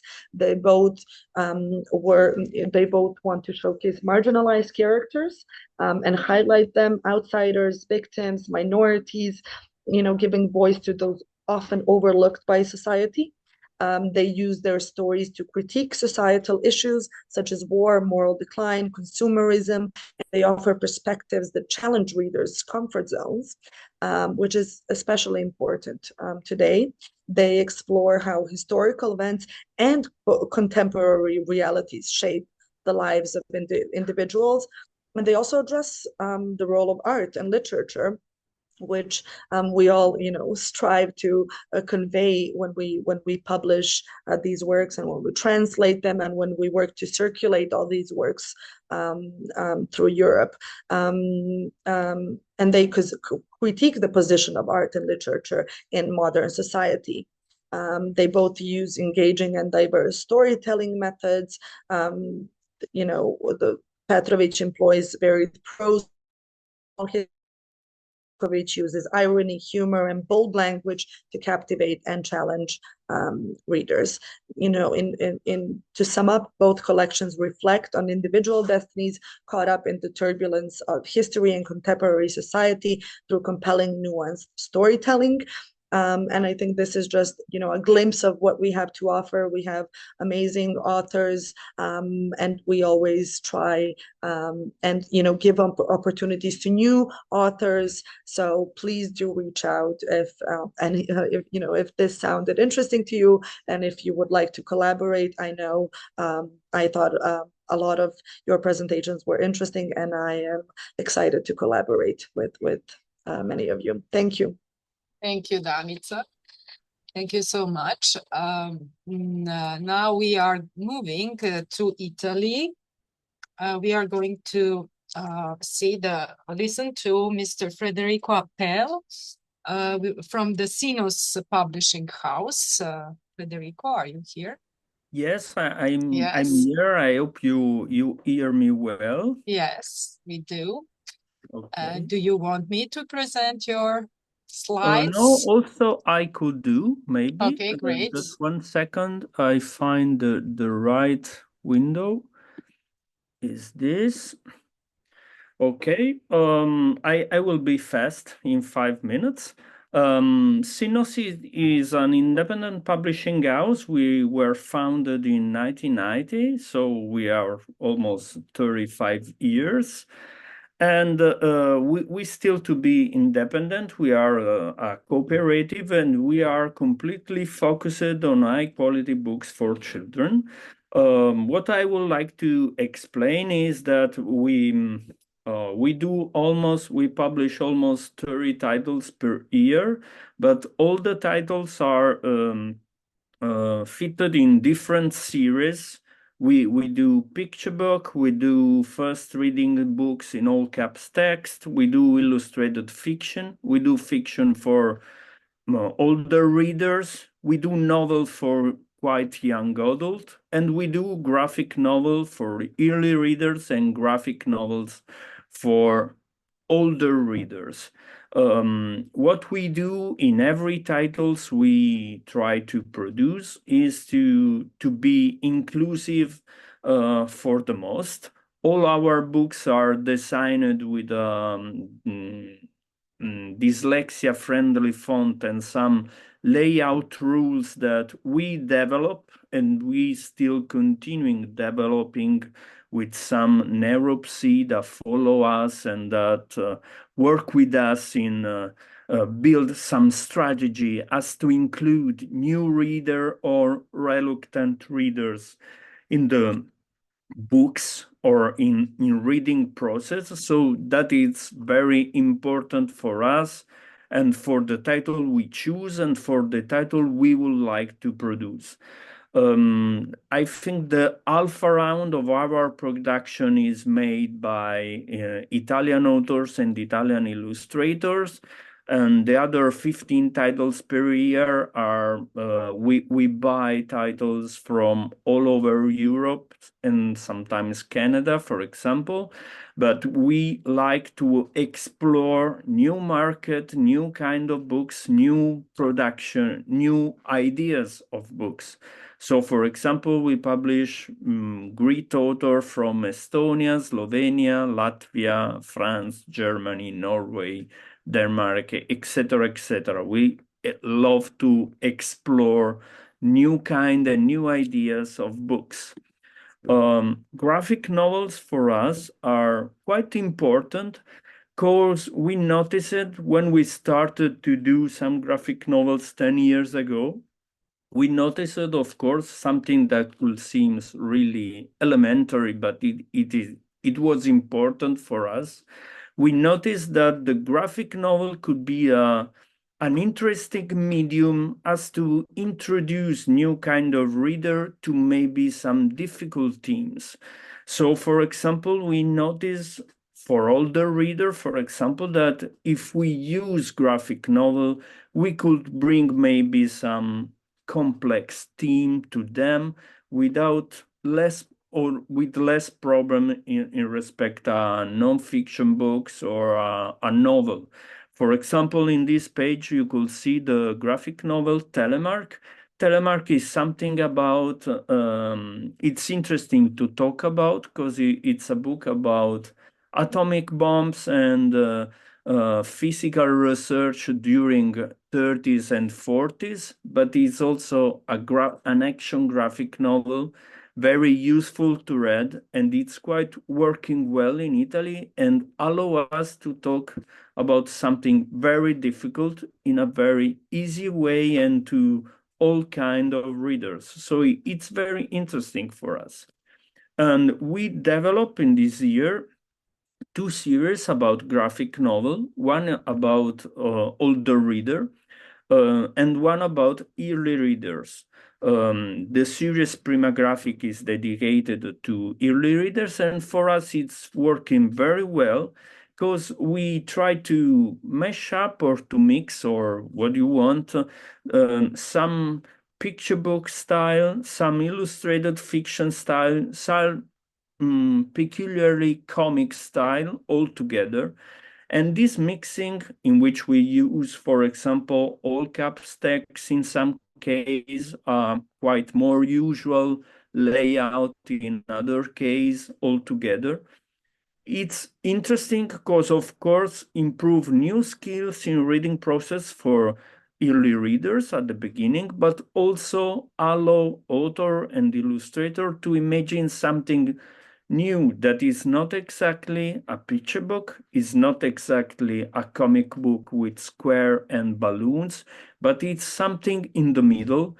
And so the expression and the freedom of telling some kind of story could be probably more improved. And for us, it's quite funny also to work at this kind of book. So I choose two books of this series of graphic novels as to show to you. Of course, if you explore our catalog, you will find some more. And of course, for any kind of inquiries, we are here. The first one I would like to talk about is La Prova dei Cinque Petali. That's called, that means the Five Petals Trials. It's a graphic novel for 8-10 years old readers, and it's about Kung Fu. If you look at it, you could notice that there is all the stereotypes about Kung Fu B movies, or Kung Fu Panda, what you want, are all together and used by illustrator. But the story is quite funny and interesting because it's a story about finding our own way to the world. It's a story of a young boy that have in his fate, in his destiny, to become a warrior of the emperor, and as to become, he have to join this trial, this very hard trial.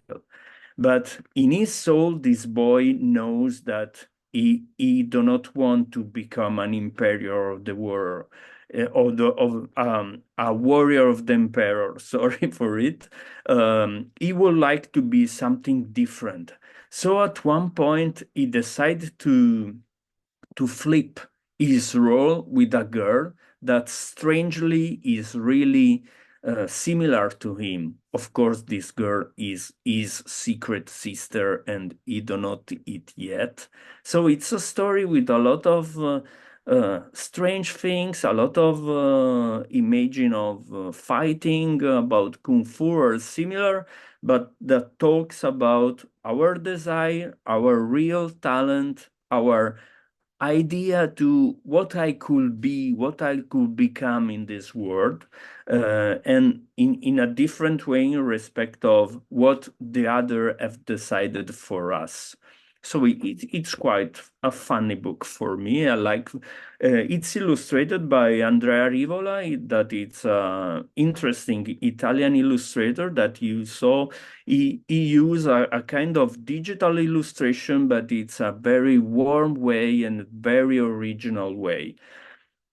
The second one I would like to show to you, it's another book, the same format. All our graphic novel have quite the same format, are 16 centimeters for 23 in thickness, and they are 96 pages for the most of the titles. And most of our titles are printed in two colors. The printing in two color is another rules, very interesting for us, because of course allow us to have some cheap price in printing the books, but for other side, it could be interesting for illustrator to work with these rules and to find new solution. This second titles I will present to you, it's called Doppio Passo, that means double step. It's a book about football. It's written by Alice Keller, that it's quite an important young writer for children here in Italy, and Veronica Truttero, that it's an illustrator with it's not digital in this case, but it is an illustrator that is able to use watercolor and some traditional kind of style in quite a new way. So I really love her. The story is set in England during the First World War. All men are away because they are fighting or they are working. So just the boys are still playing some football, and they play in courtyard or similar. But of course, the boy that tells to us the story, it's a boy that ate completely football. He do not want to play, and but there is also a girl in a courtyard near him, and this girl is really strong playing football, and so that's the way the story starts. At the end, we discover that this girl, it's a true character. This is a completely fictional story, but with some historical character. And the historical character is Lily Parr, that was a famous female football player, like a Pelé in a female field. And it's this kind of book or this kind of story for us, it's interesting because allow us to follow the rules of all these books about girls empowerment and what you want, but in a new way. In this case, it's a completely fictional stories with some flips, some football match, or something we really could not expect, but there is a little link to the Greek history that it's quite funny for us to have it. In the image on the left, you could see the kind of layout we are working for. It's a layout in which you could see there is some fictional kind of text, like a novel, that it's working together with some balloon text. These the Neuroxy told to us, it's also something interesting for the readers or for reluctant readers, because they have to use different kind of skills in the same time, and they could improve their skills in an easy way without being so much tired in reading process. So, and of course, it's also interesting for writer that could not write in some easy way, but he have to write in some synthetic way. He could use some maybe complicated words, or he could write in high literary quality what he wants, but he have just to manage these two different levels, and the product is really interesting and useful for the public and for us also. And that's it. So here are our contact for everything we still to be here. Thank you very much. Thank you very much, Federico. This is very interesting. Now we are moving to Ireland. I would like to invite Miss Sinead McHuda, if I pronounce it well, from Literature Ireland to present what they do.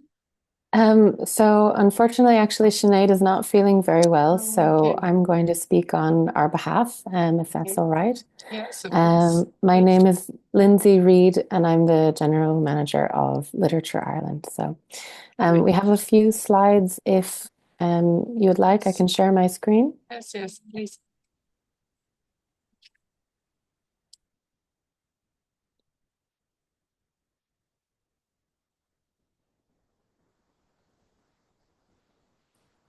Great. I think that worked. So Literature Ireland is the national agency for promoting and translating Irish writing, and we're a resource organization. So we're not actually a publisher directly, but we build bridges between publishers in Europe and the rest of the world, and Irish writers published both in Ireland by Irish publishers and in the UK. So we work with both. We work with a lot of different programs, and ones that might be relevant for the audience here would be we have a translation grant fund, and we work with lots of different cultural organizations. So I'll tell you a little bit more about that. We have been in operation since 1995, so we're 30 years old next year.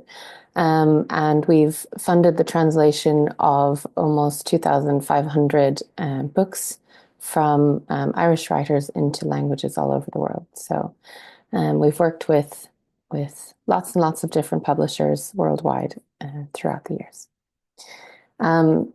So our main programs that we work on, our central program is a translation grant program for international publishers. So we offer grants to publishers who choose a book from an Irish writer and wish to translate it into their own language, and then they can apply to us for a grant to help offset the cost of translation. So we also attend book fairs. So we represent Irish writing at Frankfurt and London, and we also are able to help fund Irish writers and exchanges to residencies in Europe and abroad.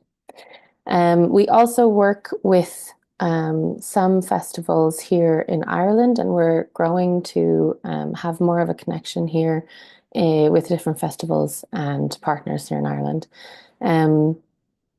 So for instance, we work sometimes to bring writers from other countries in partnership with, say, the International Literature Festival Dublin or the Dublin Book Festival.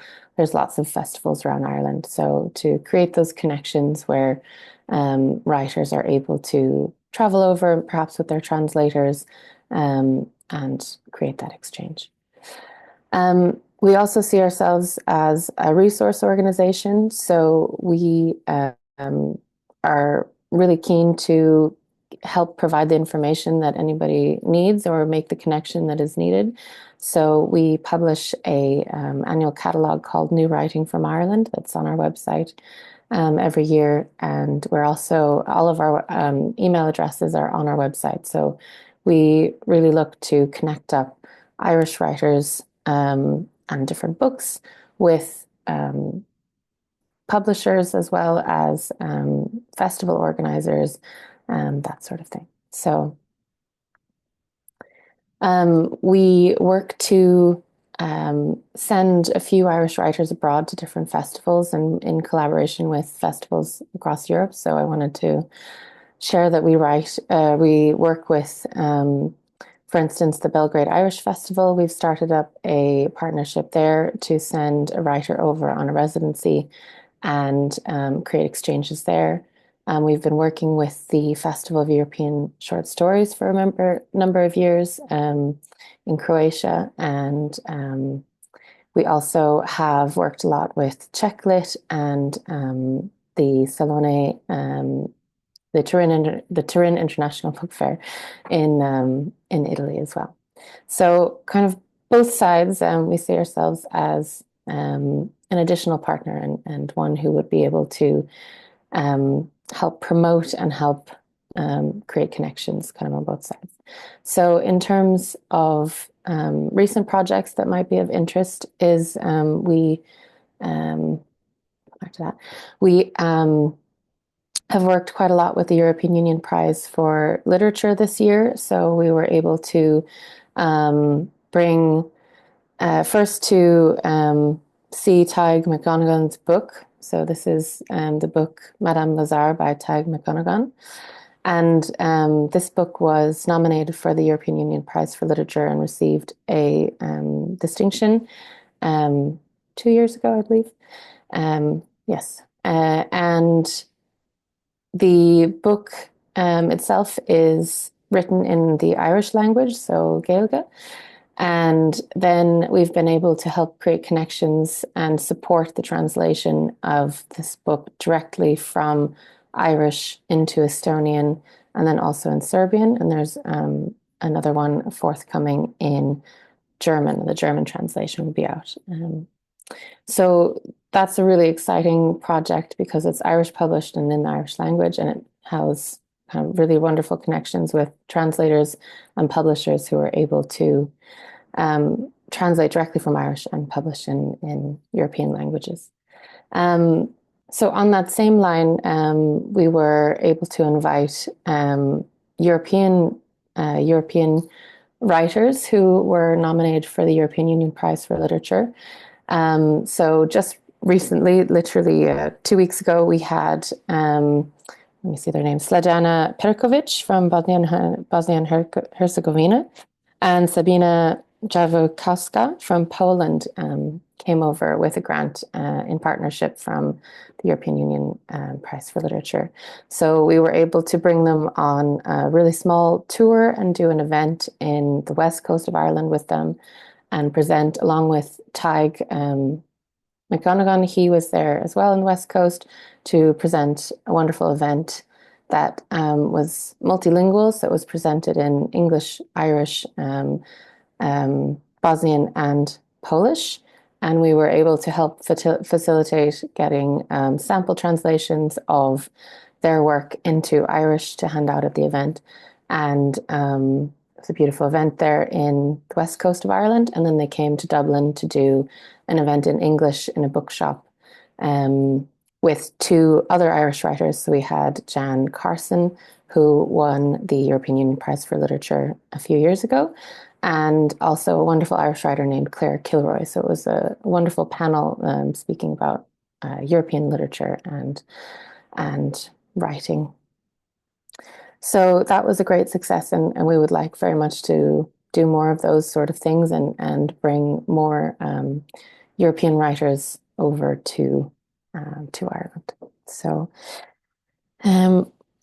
what else did I have to say? I wanted to be quite quick because I knew we had 5 minutes. I just wanted to show a few of the writers that we've supported in different languages, and it always amazes me the breadth and depth of creativity of publishers, of European publishers, of reimagining Irish literature in translation.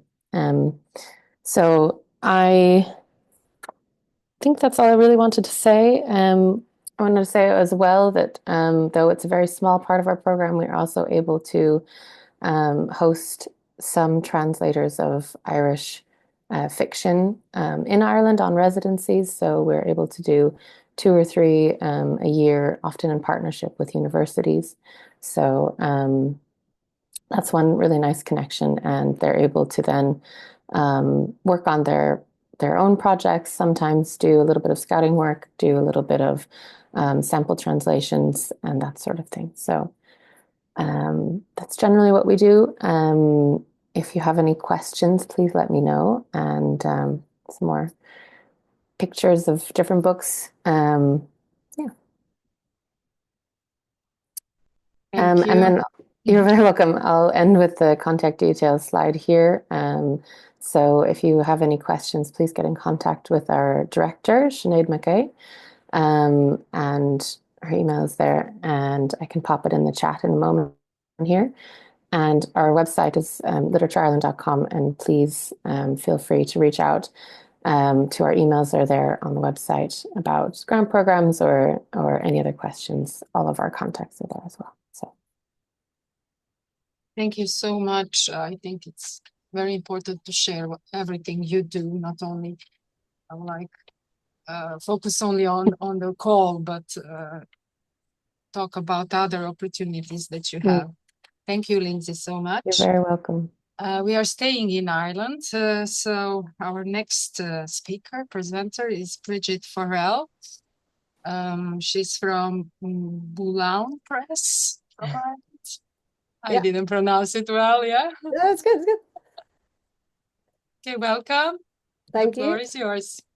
Would you have our slides? Yes, yes. Yes. Let me find. It's been really interesting listening to everyone's presentations. Thank you.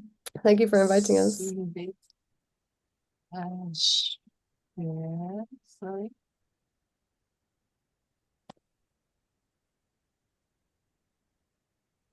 This.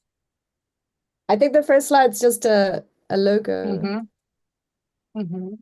So we could. It's easy to. We could just go on to the Find next it. one. Yes.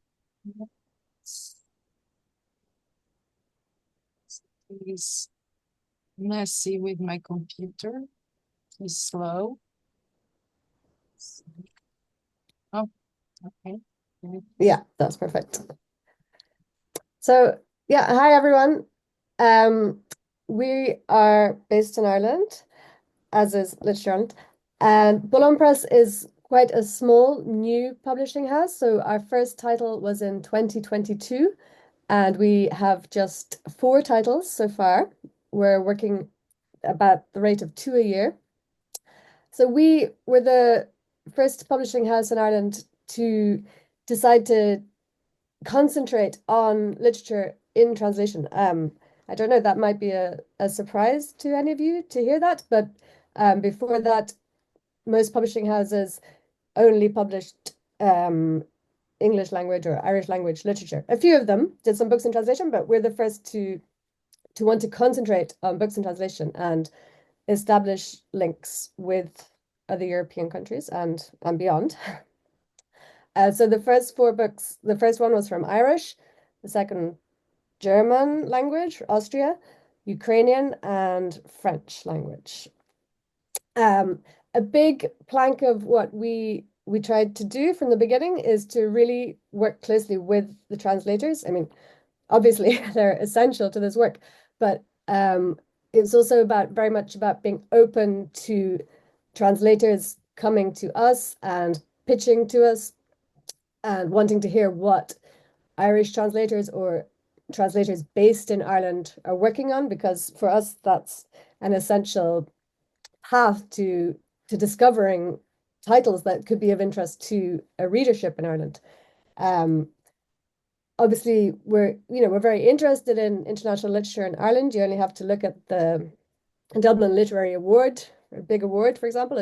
That's very often won by authors in translation, as it was last year.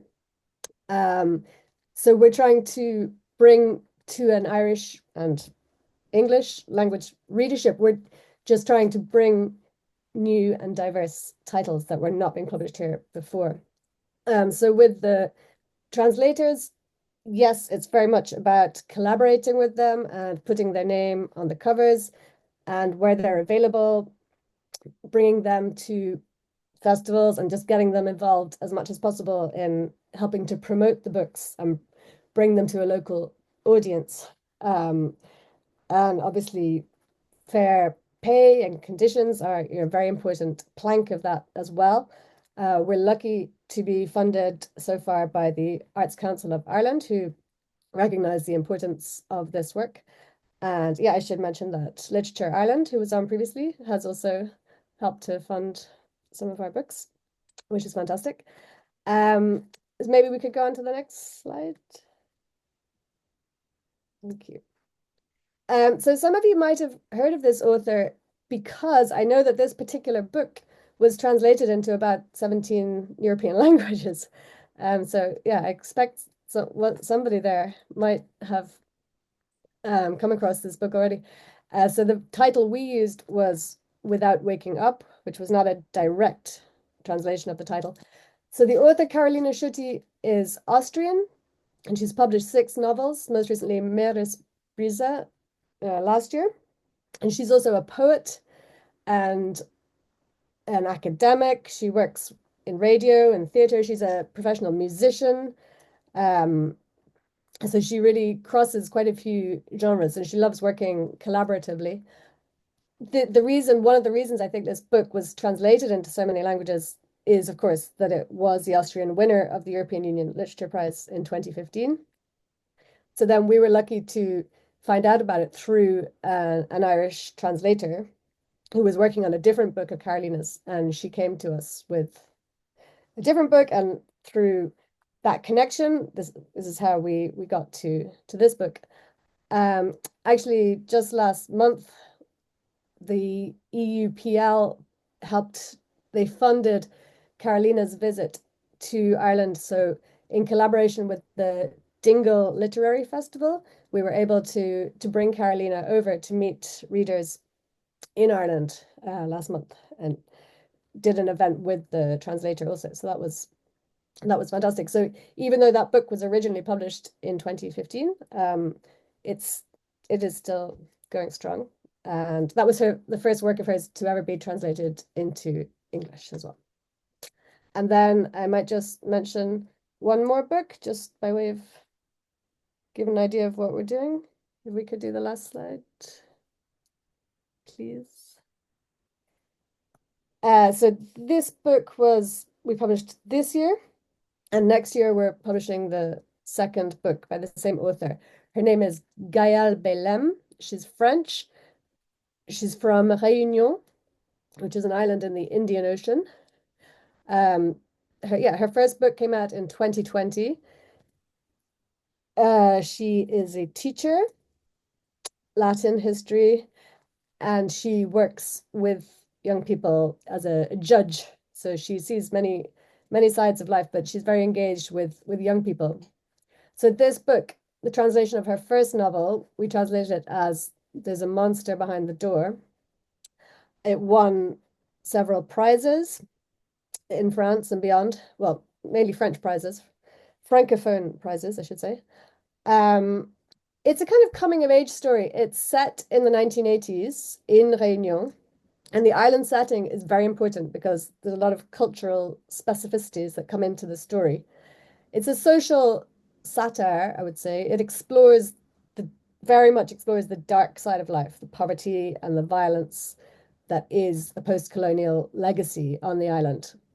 But it's not despairing. It uses a lot of Black humor to carry the story. And the author is very engaging. She visited Ireland this year, and she was also able to tell us about her second title, which we are also publishing with the same translators. I should say this one's interesting because there were two translators working on it at the same time, which was a first for us.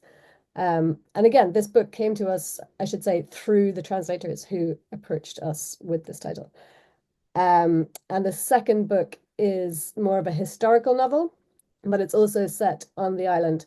And it's about, it starts with the story of a young boy who was born into slavery, but he came to discover the secret of how to pollinate the vanilla plant. And he then became very influential in the whole history of how vanilla spread around the world on a mass scale. So anyway, it's quite different, but it's also a brilliant novel. And that's coming out next year in English. So obviously we only have the English language rights to these books. So if you're interested, do feel free to contact us, and I would put you in touch with the original publishers. But in general, we're very open to hearing about, I suppose, literary fiction from other countries, and especially if there are translators involved in the project, is always helpful to begin with. So yeah, please do stay in touch. I can put my email address in the chat. I don't think it's on the slides. And we haven't been involved in a Creative Europe project before. Obviously, we're quite new and small, but certainly in the future, we hope to be involved. So thank you very much. Thank you very much for this wonderful presentation. And now we are moving to Georgia because one presenter is running late and we are running late, but I wanted to give time. It's really important for you to present your works, and it's really inspiring how you are saying about it. So I would like to invite Ms. Natasha Laumuri from Intellecti Publishing from Georgia to join us. Hello, thank you first of all for a special treat. We are I think over and the presentations were a little bit late, so yes, I have some other meetings to join. I'm representing Penn, Georgia. Intellecti will be presented by my colleague Guanza on the later stage. Yes. And like Literature Ireland, we are also basically a resource organization because it's a PEN center. Do you have my small presentation? Yes. It's a very small one with 2 or 3 slides only. I just want to, I'm sure that all my colleagues here know about the activities and the mandate of PEN centers worldwide. So I'm the executive director of PEN Georgia, which has been basically here. The PEN has been around Georgia from beginning of the 90s of the last century. But due to a very political context during last 2 years, where the Ministry of Culture has basically undertaken a very repressive politics towards all cultural and literary institutions. Maybe some of you are aware of that. So you can go to the first slide, because this is, this was kind of a PEN logo. So we now in Georgia, I was actually for a long time the director of Writers' House in Georgia, and with Ireland, Literature Ireland, we had a beautiful project, published a book of translations of Irish poets, and we were supposed to do it vice versa also, but then this changes occurred. So we used to run a state-funded literary translation program, subsidy program for foreign publishers and also for Georgian publishers. Now this program has stopped because most of the writers and publishers and translators are in boycott with the new Writers' House because of political circumstances. So now most of the literary processes have gathered around PEN Georgia.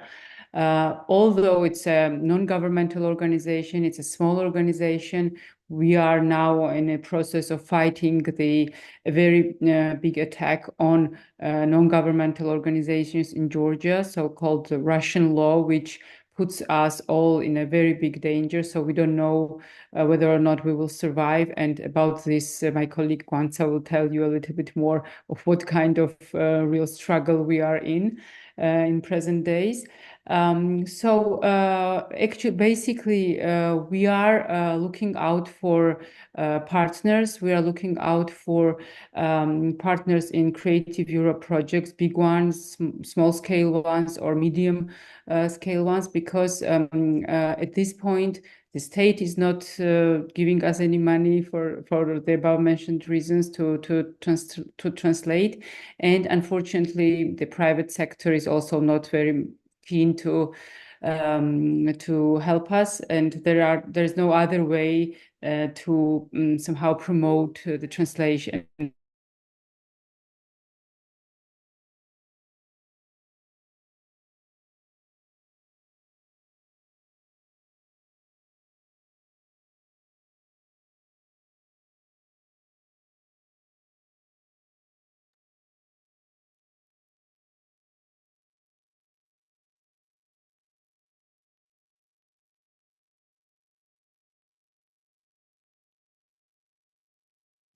Are you hearing the speaker? Because I'm not. Something happened. I'm not sure. Yes. I think she just disappeared. Sorry to merge it. Yes. No, Getty, please. Because I was wondering if it was my technical thing, but it feels like maybe the connection. It's probably. Can you hear me? Yes. Am I back? Yes. Sorry, something happened to my computer, and now I switched to the phone. Yes, here we are looking out for partners, looking out for some new funding. And at this point, I want to present 2 authors, Aka Morchiladze and Aboya Shagashvili. So Aka Morchiladze's fiction, Santa Esperanza. But before, I want to say 2 words about this author. He is born in Tbilisi and is arguably the most outstanding and widely recognized writer of contemporary Georgian literary fiction. He's a historian by education, and since 1998 Publishing has brought novels and 3 collections of short stories of Morchiladze. Several films and plays have also been based on his works, and he has won numerous literary prizes in Georgia. Santa Esperanza is a fascinating tradition of books that explore non-linear storytelling. Originally, it published as 36 separate booklets, and a later edition appeared as a bound volume, which may be read from beginning to end by following an alternative set of orders provided by the authors, or simply in Cortázar's hopscotch. Comparisons may also be drawn with the work of Serbian novelist Milorad Pavic, who created novels in the form of a dictionary, a crossword puzzle, and a deck of tarot cards. So this book of novels, small novels, is set in an island of Santa Esperanza, and against this backdrop, so there are the rivalries between eminent families, famous authors, wannabe gangsters, and different ethnic and religious groups, which have been developing for centuries, playing with each other. Inventive and engaging in both form and content, Santa Esperanza has the makings of a postmodern classic. Although it is possible to glimpse in Santa Esperanza the author's homeland, so Georgia, and its history from the 11th century onwards, this novel is not explicitly about Georgia, and rather it's intended to describe a universal world that any reader can perceive as their own land and identify with the characters and the culture therein.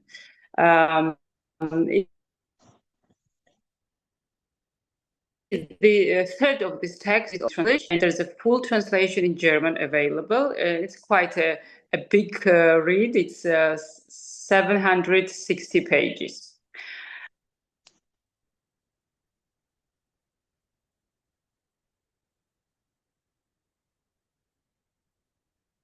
The next one. Yes, thank you. It's a more recent book by the same author, A Cupid at the Kremlin Wall. So the book is set in Soviet Union, late 1930s, and a retired secret policeman, Mr. Rattinger, is arrested in Tbilisi, and no one knows whether he has been imprisoned or sent to Siberia, Spain, or somewhere else. His wife, a well-known revolutionary and suffragist, Musya Erisavi, has no option but to travel directly to Kremlin in Moscow. She sends a telegram to her old friend, Joseph Stalin, informing him that she's on her way to rescue her innocent husband. In his early years, Stalin hid out at Musya's place, and now that kindness must be repaid. The 3-day journey on an isolated train in the isolated Soviet Union is chaotic, full of fear, stress, and unexpected encounters. Musya is surrounded by agents, and all we know is that she will definitely reach the Kremlin from there, and her fate is unknown. Cupid at the Kremlin Wall, the first book in the forthcoming Cupid trilogy, is a perfect illustration of the struggle of a rebellious soul during Soviet times, when even hoping for justice was hopeless. And with this masterful writing, Morchiladze perfectly reawakens the past that has left a massive legacy in every post-Soviet society. And in his own words, it's not about Kremlin, this book, it's about love. One will find out if she loves herself, her husband, or Stalin. And the sample translations also are available in English. And the second author Penn Georgia wants to introduce is a young author, Abo Yashagashvili. You can please change the slide. He was born in Tbilisi in 1977. He's a historian and studied philosophy. He's a mountain guide now and continues to write books. So there are 2 books that we would like to present. One is Royal Mary, which is translated already in German. And the second one is a recent book, Paul Stern's Red Anvil, which is also available in French for full translations of these two books. Both of them concern the 19th century Tbilisi. Tiflis, we know, with a mixture of Asian and European architecturals and cultures. Both of them are like similar in plot. It's about kind of a detective story. And it's those books are first the Royal Mary is mostly intended for those who like thrillers as well as a little bit serious literature. It's full of allusions. The reader will periodically be reminded of Kipling, Pushkin, Hamsun, and Hugo, and maybe a little bit of Thousand and One Night. As for the Paul Stern's Red Anvil, it's again set in Tbilisi of the end of the 19th century, where we can see Chekhov walking through Tbilisi and many allusions again. So these are the two books in a nutshell, and we would be happy if even during this presentation we find some partners for Pan Georgia for some new publications. And we definitely are planning to take part in the Creative Europe competition, which is, grant competition before February 11th. Thank you very much for your attention. Thank you so much, and thank you everyone for being so patient, since we are really out of time. But we have two more presenters, and then we can finish up or wrap up. I would like to invite Mr. Sani Mokadem from Tunisia. We are moving now to Tunisia. He is from the publishing house Pop Libris. Are you here? Are you still with us? I'm afraid he isn't. I think there is in chat, he just wrote that he needed to log off. Okay, I didn't see. Okay, then we will stick with Georgia and invite Miss Gavanca Jobara. Sorry. Jobara. Okay. Thank you. Hello. Do you have also my slide to? Yes. Please. Just because I just got it, please keep on talking. Yeah, sure. No problem. So hello to everyone. Thank you for the opportunity. It's a pleasure to be present here and to have the opportunity to speak about Georgian literature. I represent Intellective Publishing, which is one of the biggest publishing houses in Georgia. And we nearly publish 200 titles per year, and we are focused on translated literature and on fiction, non-fiction, and we work in different directions, and we are focused on Georgian literature as well as classics and contemporary.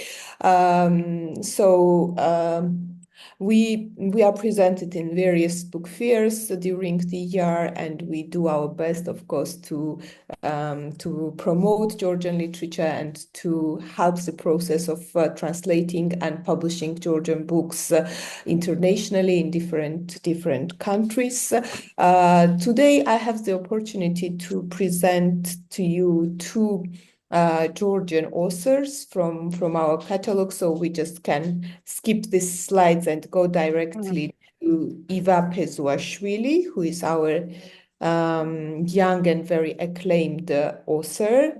Iva is the author of 3 novels and 1 short stories collection, and he's a past president of Pan Georgia.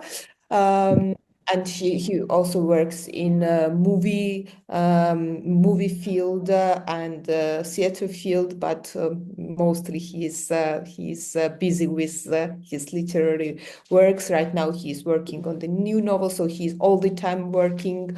But we had a huge success with him because his novel A Garbage Chute, which is on the next slide, won the European Union Prize for Literature 2022. That was the year when the prize was rebranded, and it was the first time when the international jury chose one winner of this award, and we were very lucky and very happy that Eva's novel Garbage Chute won this prize. So he won as well as literary awards Georgia, like Tinandali Award in 2021, and he got the special jury Saba Award, which both of them are the most important literary awards in Georgia. Right now, this book is sold in 10 languages like German, French, Italian, Bulgarian, and many others. Probably you see the list with and publishers as well on the screen. And Garbage Chute was included in the long list prestigious literary prize Prix Medicis amongst the best foreign novels published in French in 2023, and he had reviews in CED and CED in Germany and La Repubblica in Italy, and many other reviews as well. Garbage Chute is a saga about a Simonian family that flees from the war in Karabakh to Tbilisi, a city of corruption, violence, and dirty politics. Karabakh, you know, it's a conflict zone among Armenia and Azerbaijan. Probably you have heard about this war, which recently also happened again, and it's ongoing conflict in this region. And the story in the book described in the novel takes place within one day in Tbilisi, the day of April 9th, with all the conflicts, drama, and challenges pouring down on the family at the same time. On the top of this, demons and people from the past start to awaken once again, reminding Gena, who is the main character, one of the main characters of the book, that if something rotten is buried deep below, there is no chance of bright future. This date, April 9th, is significant and fateful, not only for Georgia, but this is a date when in 1989 we managed, after a big and tragic demonstration on this date, then we managed to gain our independence. But this is significant date but also for the main characters of the novel, the Simonians family. Approximately 2 decades ago, ethnically Armenian boy Gena and ethnically Azeri girl, Azerbaijani girl Mila, who were madly in love with each other, got married on April 9th, the birth date of Mila.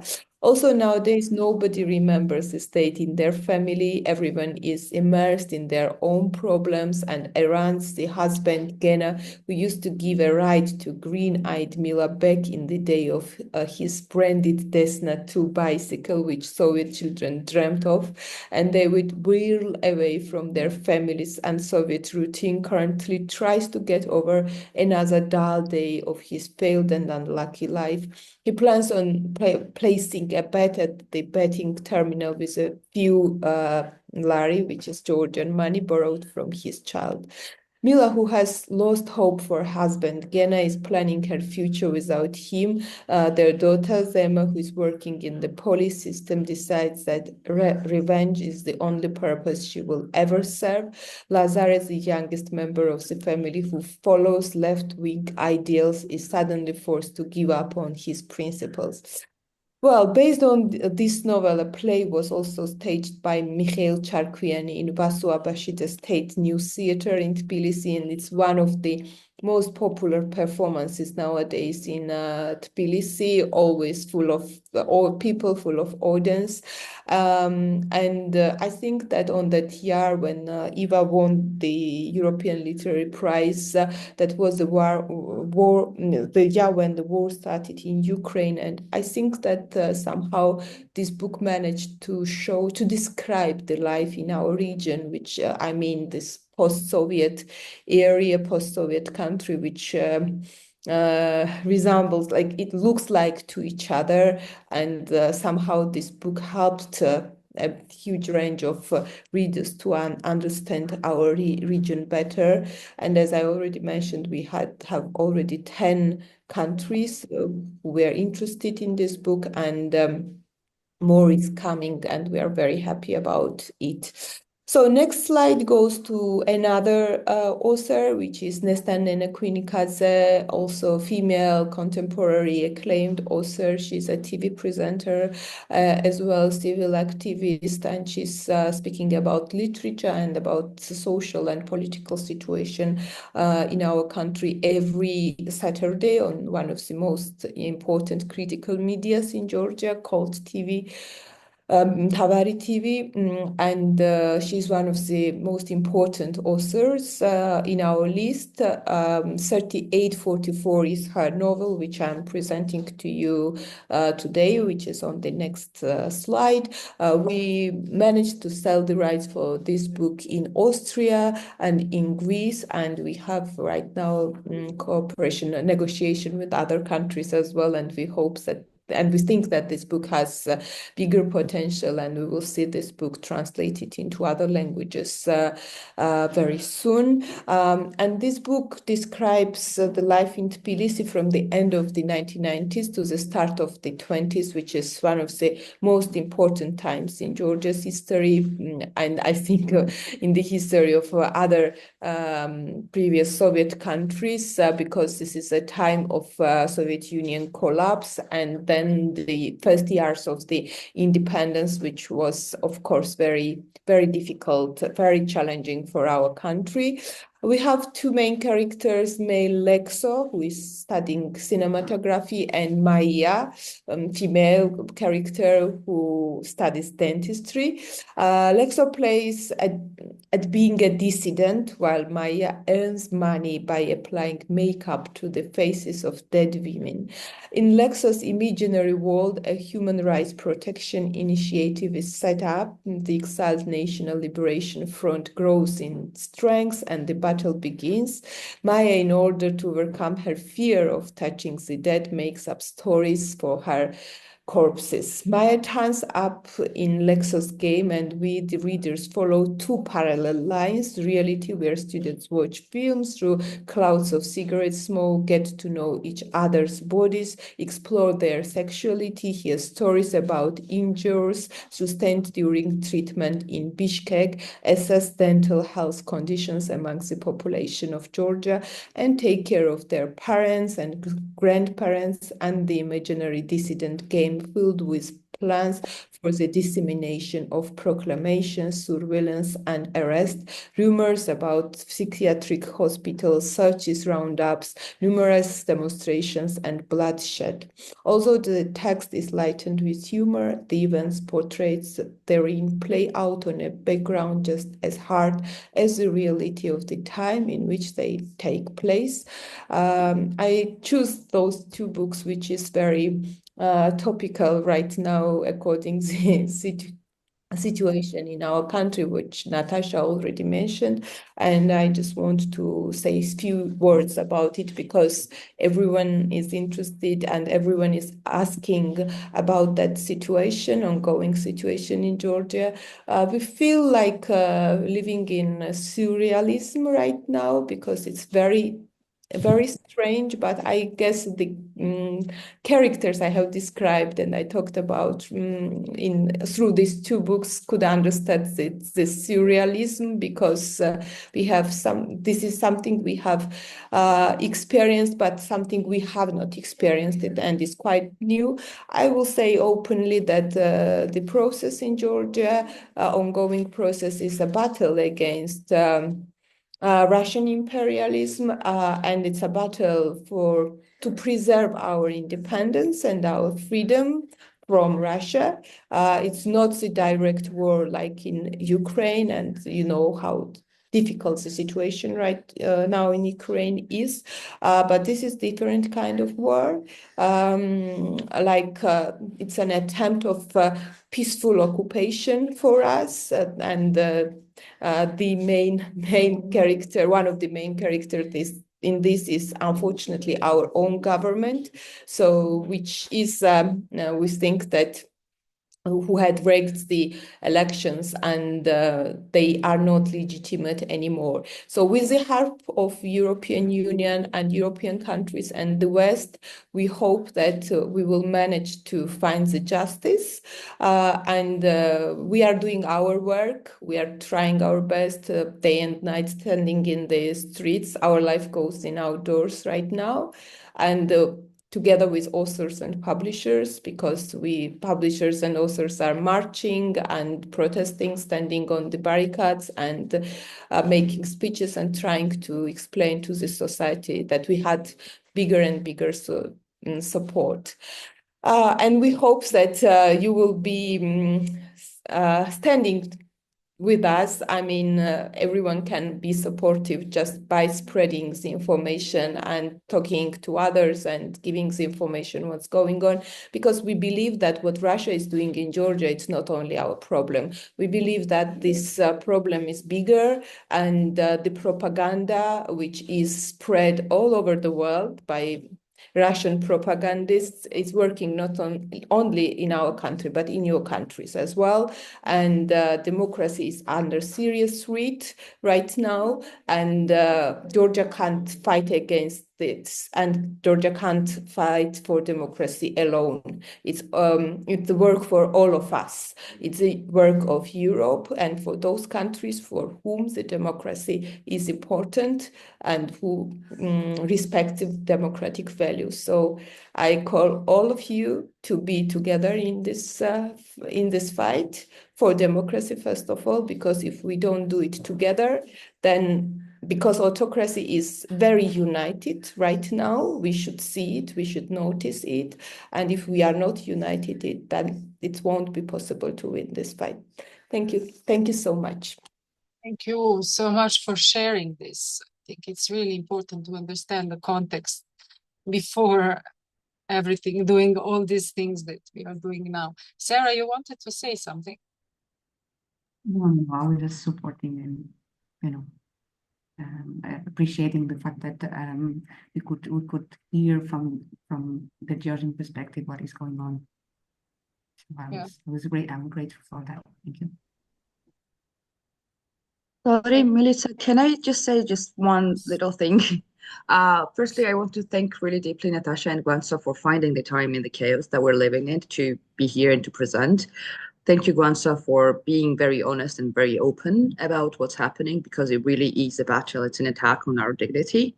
And I do want to urge everyone here to work with Georgia more, because our illegitimate government has declared a war on independent institutions, and we need your support to work with us, to stand with us, and to work with us more. Also, it's very interesting projects and amazing, interesting authors too. So thank you. Thank you, Katie. I know we are off the time, and a lot of people left because of that. But we just wanted to have as many more authors and publishing house presented here. Unfortunately, now we don't have anyone from Tunisia we planned to present, and Pop Libris is one of them. So all the presenters that stayed presented. But you will all have the contact list of all people who participated here. I saw that some of you left it in the chat. I will go through the chat and share all of this with you.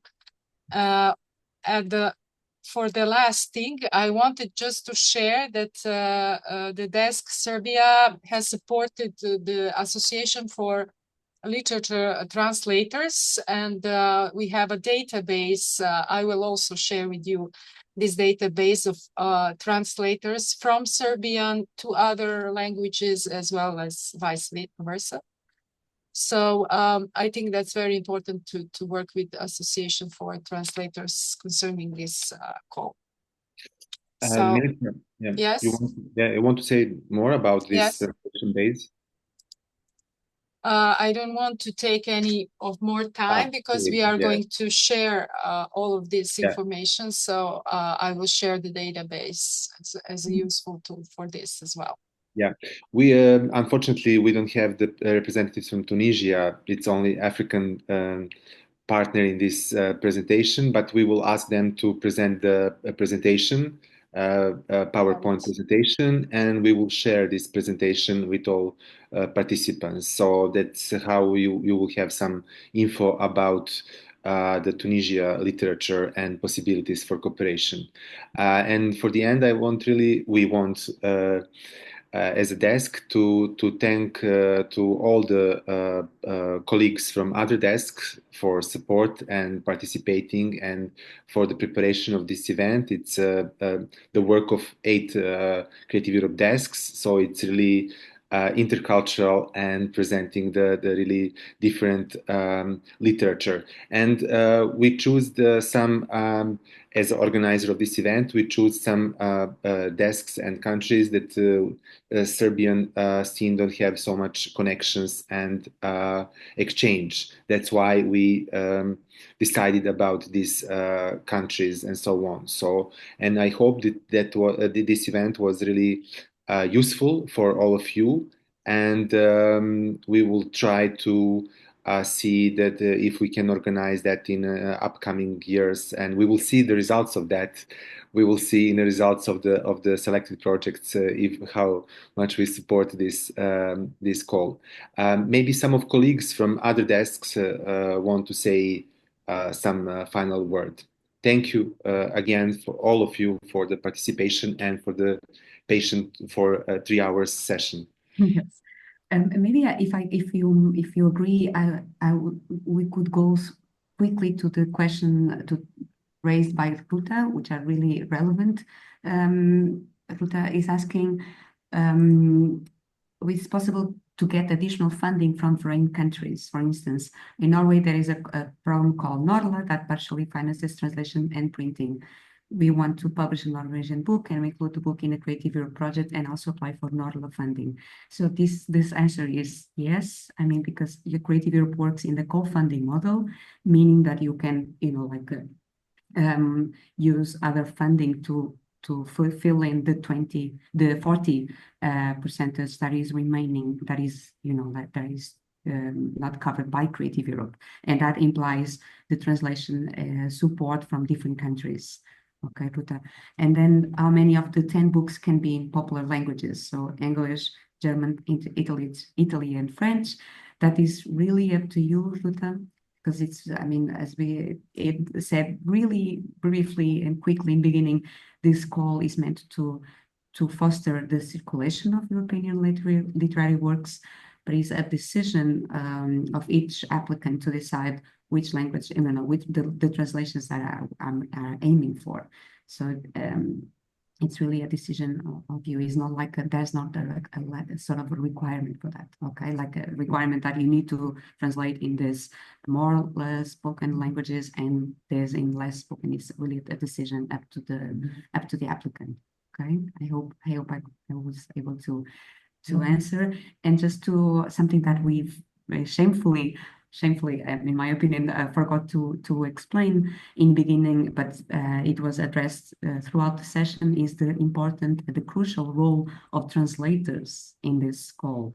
It's meant, this call, it has the translators have a very special place on it, and that unfolds in giving them more visibility, but also a fair pay.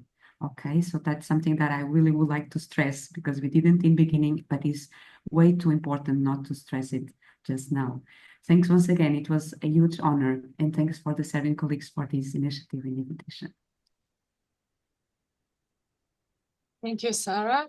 Has anyone any urgent questions to pose? Now is your time. Okay. Also, hands on. Also, our Czech colleague raised the question that probably it's also that you can help us to answer, which is like why the Balkans are so successful in this call. A $1 million question. But look, Serbia is really a very successful country. For example, in 2022, of 45 selected projects, 8 was for the publishers from Serbia. But look, we have a lot of translation to Serbian language, not so much from the Serbian language. So it's depending. The selected project, it's not the real indicator of what is the successful, what is the successful meaning. It's really important to see these both sides, from which language we are translating and which languages targeted and the original languages. So we will share our first presentation, and in this presentation you can see the real situation with different countries from which languages the books are translated to targeted languages. I don't know, maybe I can answer from Serbian side that the publishers are searching for the money. Maybe the Ministry of Culture is not supporting so much the translation to other languages and from other languages. So they are finding the way how to find the alternative funds for supporting translation on European level. Thank you, everyone. I will end with these words, and good luck to you all. This video will be also available on YouTube, so you can rewind it and see what happened. So thank you, thank all the desks that participated, and the publishers, authors, and see you maybe in some next time next year. Have a nice holidays as well. Thank you. Thank you. Bye-bye. Bye. Hello to everybody. Thank you, Bye. everyone. Bye. Bye. Thank you. Thank you.